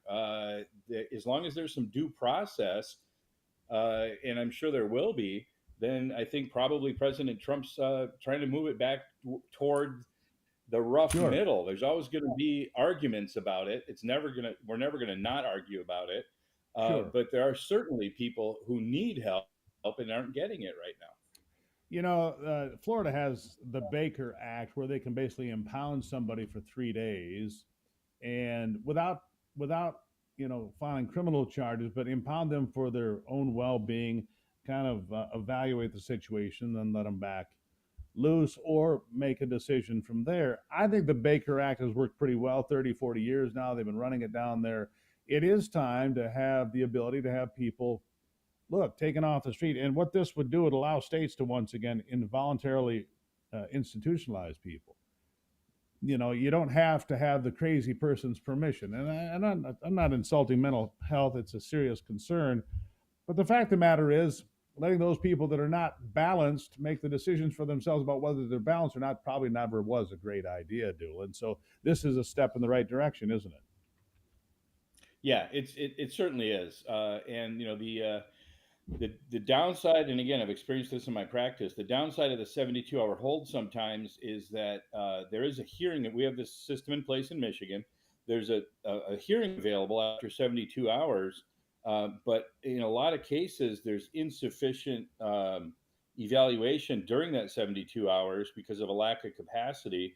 And of course, the first move in a lot of these situations is to pump the patient full of psychotropic meds and then expect them to be making knowing, intelligent, voluntary choices about their legal status. And it doesn't always work in the interest of justice, in my opinion. There are some really well-intentioned people who are stuck in a bad system too. All right, couple minutes left here. I'd be remiss if I didn't ask you if you've been following this this whole thing with Tulsi Gabbard releasing documents saying, look, Barack Obama orchestrated all of it. It was all false. He brought his minions together in the Situation Room on the 9th of December, 2016, orchestrated a fraud upon his successor, Donald Trump, that they perpetuated and continue to perpetuate. 60% of Democrats still believe the Russians had some interference or were involved with Donald Trump when it's patently false. What are the criminal implications here? The question is Obama criminally liable? I doubt it. I don't see how we get there. Maybe we do. I'd like to see it happen. But for everybody else, Clapper, Comey, Brennan, there's some real jeopardy here, isn't there? Sure. And, the one that springs to mind as you're analyzing this, if you look from the prosecutor's side of the chessboard, perjury looks like an obvious possibility, at least. Obviously, it's not my case. I don't have the files. But that's certainly something that's on the radar screen if you are looking at this from a prosecutor's side. And, of course, the idea of a conspiracy to commit treason is out there. You read about Aaron Burr. It's fascinating. He represented himself at a treason trial and won because the definitions are so vague and the bar is kind of high for treason. So, a lot of people are saying treason, but I wouldn't get my hopes up about treason convictions as such. If there were to be any convictions moving forward out of this, I would expect there to be something fairly technical as the ultimate conviction, as opposed to treason itself.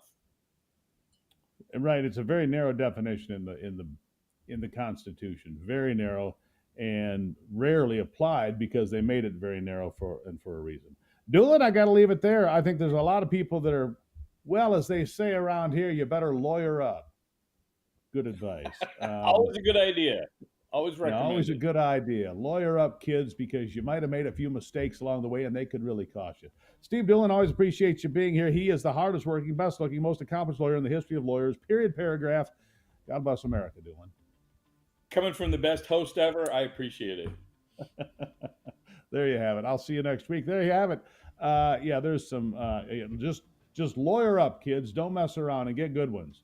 None of that cheap, ambulance chaser lawyer stuff. Get the real thing. I'll be right back on the Steve Gruber Show.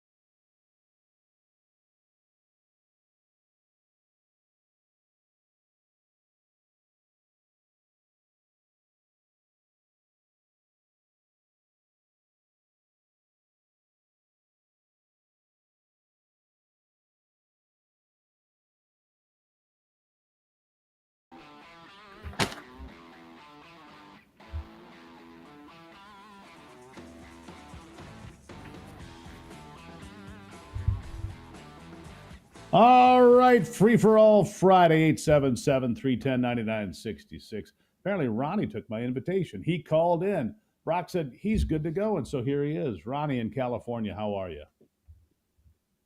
I'm doing great today, Steve. And, God, I tell you, I love the show. You're the best.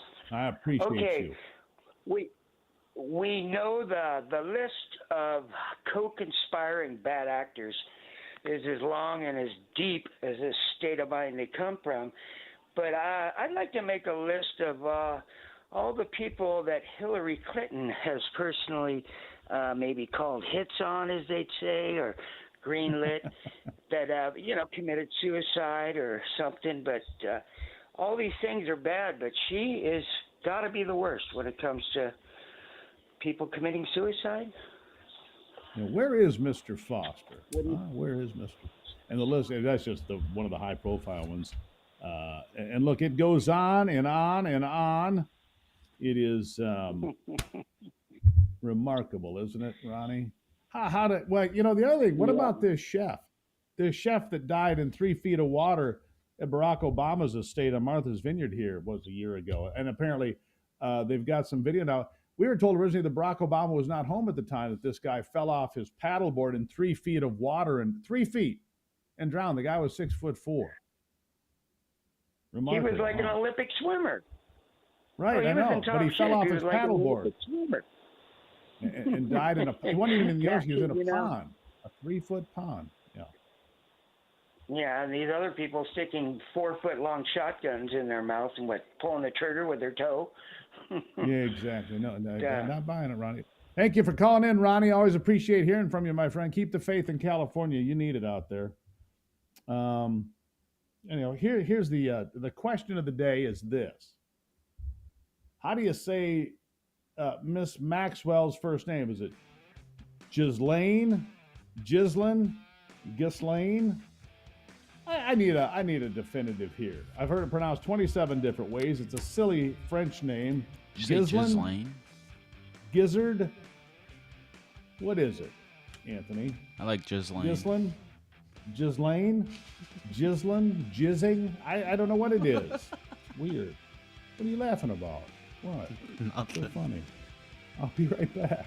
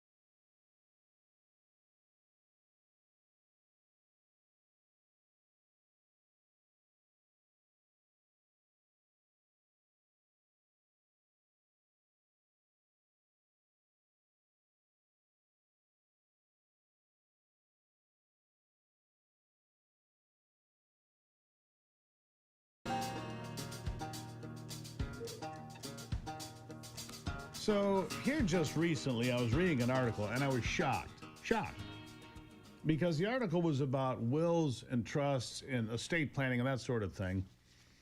And it said 3 out of 4 Americans, 3 out of 4, including some that have a tremendous amount of wealth, die with no will, no estate, no plan. So they get chewed up, well, the estate gets chewed up by probate, because if you don't have a will or trust, it goes to probate. And then your kids are left to try to figure it out while probate court chews up a good portion of your value that you've earned over your entire life. That's just seems kind of crazy to me. That's why I wanted to bring in my next guest, John Hulson, Grand Rapids attorney, expertise in business litigation. He also does estate planning and so forth. John, thank you for being here today. It's a pleasure to be on your show today, Steve. Thanks for having me. Yeah, it really was a jaw-dropping revelation. 3 out of 4 is what it said in this survey. No plan whatsoever. And some of these folks had 10, 15, $20 million, no idea where it was going to go when they died, didn't plan for it, didn't have life insurance, some of them. And some of these people, people have heart attacks when they're 50 sometimes. They're called widowmakers. Terrible thing. But if you don't have a plan and you've got a net worth of anything significant and you want your family to be taken care of, or you want to send it to a charity, and you got to plan ahead, don't you? You do, and you're correct. It's a remarkable statistic. 70% of people have no plan whatsoever. And when you actually step back and think about what that means post-death for your family, for your loved ones that are left behind, it's a sobering statistic. And so we spend a lot of our time in our practice educating both prospective clients and existing clients on how to avoid being on the larger part of that statistic. So give me an idea. You do this every day. Give me an idea. If somebody goes, let's just say they're worth $1 million. We'll just make it round numbers and easy. Sure. If you have a plan and you've got a will in place and you've got 2 heirs, you're going to pay your taxes, whatever they may be, to the state and to the federal government, because they always want a taste. They always do. But how much would get chewed up by going through probate, as opposed to how much would be saved if you didn't force that to happen?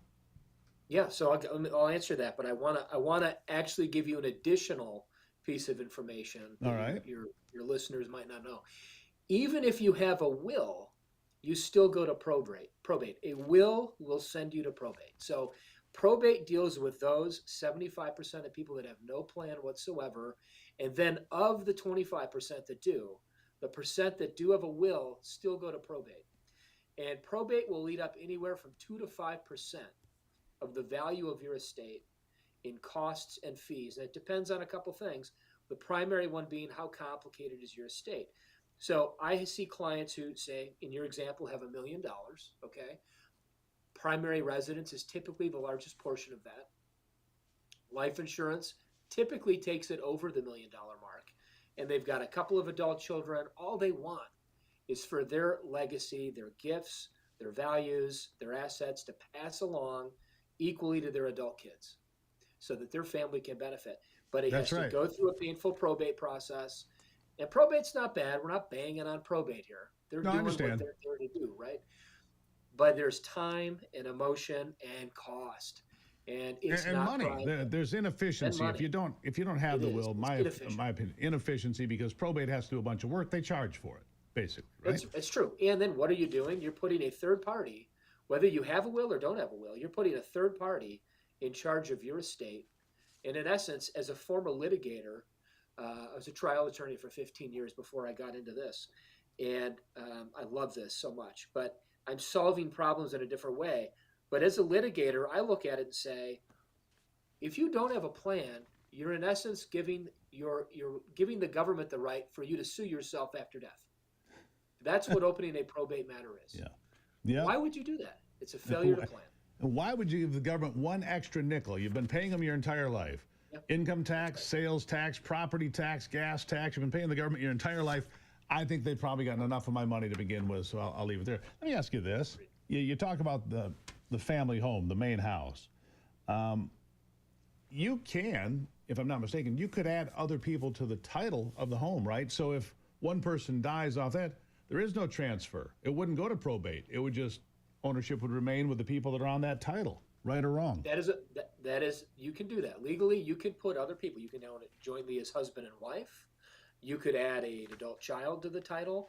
The issue you're going to have is, how do I avoid 2 things? And again, it comes back to the government and taxes. How do I avoid an uncapping at the local property level? Because in an event where it goes from husband to wife, there's no uncapping. Okay, in an event where it goes from a parent to an adult child because the parents passed away, there's a strong likelihood of an uncapping by the local taxing authority. That's one issue, because remember, the local taxing authorities are always looking for ways and They're red always flags licking their chops. They're licking That's their how chops. they get paid. Looking That's at how they my make wallet. money. You got that And right, then, John. and then you've got capital gains tax. Yeah. And the question is, at what point does the value get on the delta get taxed? And so you can have that continuous ownership, but they're going to try to hit you at the taxing level on the value, and then also on the taxing level at the local authority. So good planning can prevent that. All right, so let's go through the basics here. Give me 1, 2, 3, steps 1, 2, and 3. The basics of having your affairs in order. Because look, I don't know if I'm going to have a terrible baking accident later today, but I could, and then boom, it's over. And then my kids have to now have a will, and it's sort out. My father did something interesting, by the way. He died 20 years ago now, but he had 3 adult sons. He said, share and share alike. Anybody fights the will, you're out. And he put a non-family member as the executor, which took all the emotion out of it. He didn't put any of his children in charge, put a non-family member in charge and said, share alike. If anybody fights it, you're out of the will. Made it pretty simple. So we just sat there and said, yep, whatever you need. Yep, whatever you need. And that's kind of how that worked. But give me the 3 easy steps of getting it set up. Well, I'll tell you what, the 3 easy steps with us are pick up the phone and make a phone call. Call any. You can call us. You can call anyone else that does estate plans. But make a decision, number 1, to have a plan, all right? Number 2 is get educated. Now, with our law firm, and I like to see, there are some others that just do documents, and there are others that focus on this. But we focus on education is empowerment, okay? Yep. We want to educate and empower our clients. If you don't understand what you've got and why you've got it, what is the point in you having it? And so I just had a client in this morning from 9 until about 10:15. And 45 minutes of that hour and 15 was education and questions. But when they left, they understood the plan that they just purchased from me. Sure. And what they're going to get delivered. So, and I would say this, by the way, because you see a lot of these ideas. Oh, you can get a will for $49 and this. You can. And if your estate's worth $1,000, that might make sense. But my advice would be get a professional attorney like John here. Do it right. Go through, answer the questions, and understand what you're doing. We got to leave it there for today. But I will have you back because I think this is important learning experiences for the listeners, for the viewers. So tell them if they are in the Grand Rapids or anywhere in Michigan, wherever you might be. I don't care, anywhere in America. How do they get a hold of you? Phone number 616-747-0000 in Hulsen Law, INHULSEN law.com. All right, 616-747-0000. Easy to figure out. John, really nice having you on the program. Love to have you back because I want to continue to explore this. I want people to be prepared. Thank you. Thank you, Steve. And we'll be right back on the Steve Gruber Show. Do your homework. Do what needs to be done.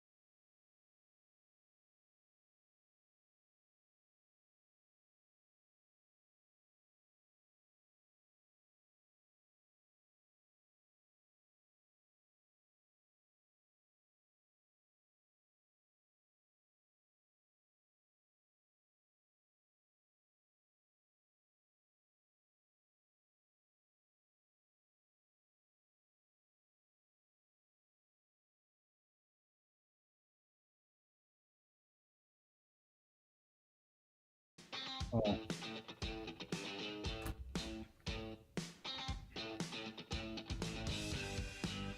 All right, back to it on a free-for-all Friday, 877-310-9966. So glad you're along for the conversation. This part of the program brought to you by Boyne Valley Vineyards. It's Northern Michigan's premier winery and tasting room. It's located on 131 between Petoskey and Walloon. You'll love it. Boyne Valley Vineyards. God bless them. All right, we've got callers on the line. We're going to get back to the calls now. 877-310-9966. Sherry's on the line in Michigan. Sherry, welcome to the program. Do we have her, Brock? Where is Sherry? Nope, it's Jerry. Jerry, I'm sorry. Jerry, I got it wrong. Jerry, how are you today? Yeah, Steve, hi. You hear me all right? I can hear you fine. So your previous conversations, state of Michigan, DNR and regulations, who's running the DNR? I've contacted them because of the change in the regulations, which actually happened last year regarding the muzzleloader season. And they said it's the Natural Resources Commission that brings these mandates down to the DNR. So in essence, it's the NRC who is running the DNR. And of course, those people are the problem is you basically have a 6-week, 7-week, whatever it is now, straight gun season, right? Because you can use any legal firearm. There is no muzzleloading season anymore. It's just an extended gun season. You know, other states like Illinois, Ohio, Indiana, they have a much shorter gun season. And because of that, they have a lot of high-end bucks, which is what everybody's looking for. You know, people looking for that big buck out there. They want a chance to see a trophy. We should have that in Michigan, but we don't, in my estimation. You know, at least the state of Illinois says 2 bucks, but only 1 per weapon. You kill one with a rifle, you have to kill another one with a bow, and so forth. You can't kill both with a rifle, and that's just hard on the high-end deer in Michigan, I think. Now, am I wrong, Jerry? Well, Steve, no, I agree with you. But really, and my point is, it's not the DNR who is doing that. No, I get it's it. The Natural Resources Commission, 8 people appointed by the governor. That really 8 people who probably, I'm going to guess many of whom wouldn't know how to clean a fish or gut a deer if they had to. I mean, the director of the DNR, I don't know if he's ever been in a deer camp based on his resume that I've looked at. I could be wrong. He can come on here and tell me about his qualifications, his hunting experience, his expertise in science. I'd love to hear about it, but I'm going to guess it's pretty thin. Well, yeah. Well, the residents of the state suffer because of that, and also that's right. That these people are appointed that are making these changes appointed by the governor. Exactly. A governor who's not exactly pro-hunter. The issue again is what's in the best interest of the citizens of the state, and I think that's way at the Jerry, bottom of their you're list. making an assumption that Whitmer cares about what's best for the citizens of Michigan, but I'm just, it's remarkable. I appreciate the call. I got to jump out. I got a couple more calls here. I appreciate it, Jerry. You're right. We'll talk more about this going forward. We need people that understand hunting and fishing and maybe are involved with it and have some level of understanding. Ann is in Michigan as well. Ann, welcome to the program. What's on your mind? Yeah. Well, you were talking about RICO as far as the Obama case earlier. I think there's a big RICO going on with all these judges that are suing the Trump administration. And I'd like to alert your listeners to the name Norm Eisen, because he coordinated all the lawfare against Trump this summer. And he could possibly be behind all these judges as well. I can't believe that they're all doing this on their own.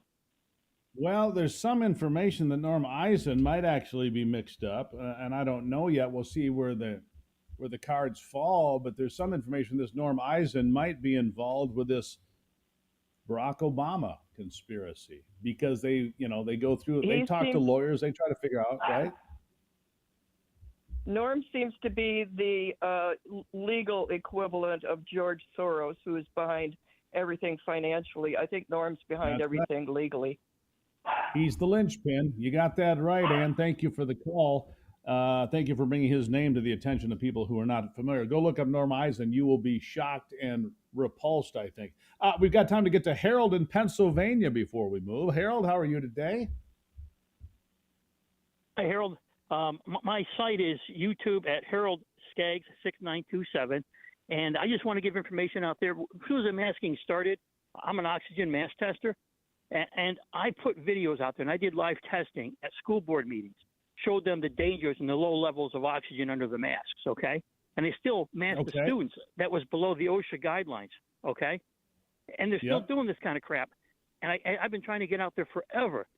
I sent you a instruction book. I sent you a thumb drive. I don't know if you guys got it or not. I sent this to every news agency when it first started. And the other thing I want to go over, too, because I'm an oxygen tester, I took the time to go to the Atlantic Ocean. I took the time to go to the Pacific Ocean. I went up in Washington State, checked the oxygen levels, okay?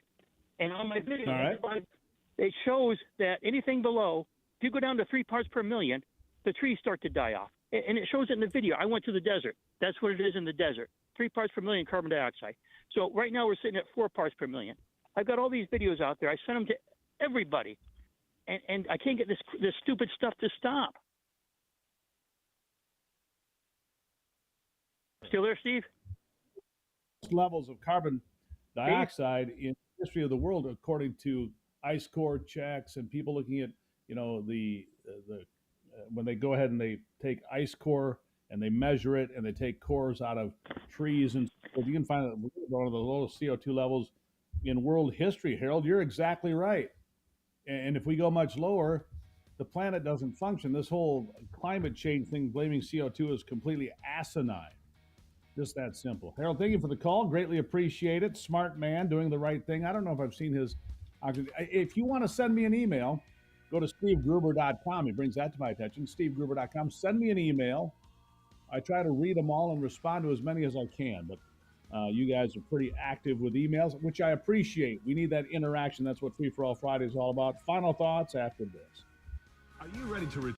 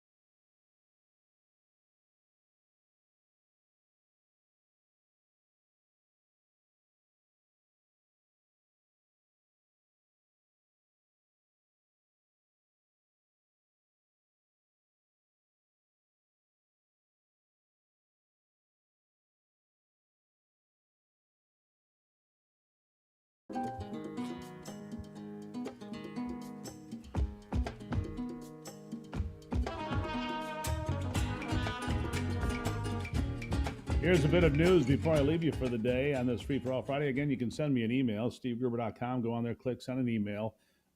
Try to follow up on as many as we possibly can. All right, we do our level best to communicate with you, and I think we do a pretty good job. Hillary Clinton sounded the alarm on Joe Biden's political viability well before the 2024 election. According to Ron Klain, Ron Klain was Joe Biden's chief of staff for the first 2 years of his presidency, and she came to him prior to that and said, look, he's not viable in 24. And in fact, Ron Klain said Joe Biden got progressively worse. This is a transcribed interview. Said he would forget names and proper nouns. He would just mix them up, forget them. Mr. Klain stated that President Joe Biden often confused names and proper nouns, and it got worse over time. Not like we didn't all see it. It's not like we didn't all know that. He was an installed president. And again, as we continue to dig through the scandals of 2016 into 2020, and yes, into 2024, more of this will be revealed. More of this will be revealed as we go forward. No question about it. The House has to do its job. I don't like the fact that they're taking August off. There is too much to research, too many people to be called, too many hearings to be held for them to be taking 41 days off from the job. They're not coming back until September. Do you get a 41-day break in your job to just go home and just talk to the folks? No, I think it's outrageous, actually. Too much work. Is Donald Trump taking 41 days off to go, shake hands and play golf? No, he's not, and neither do you, and neither should they. They should be staying in Washington and working because we need more work and less play. All right, fight the good fight, keep the faith. God bless America, my friends. I'm Steve Gruber. This is the Steve Gruber Show, and for a free-for-all Friday, I want you to remember this: only you can save America. Do your part.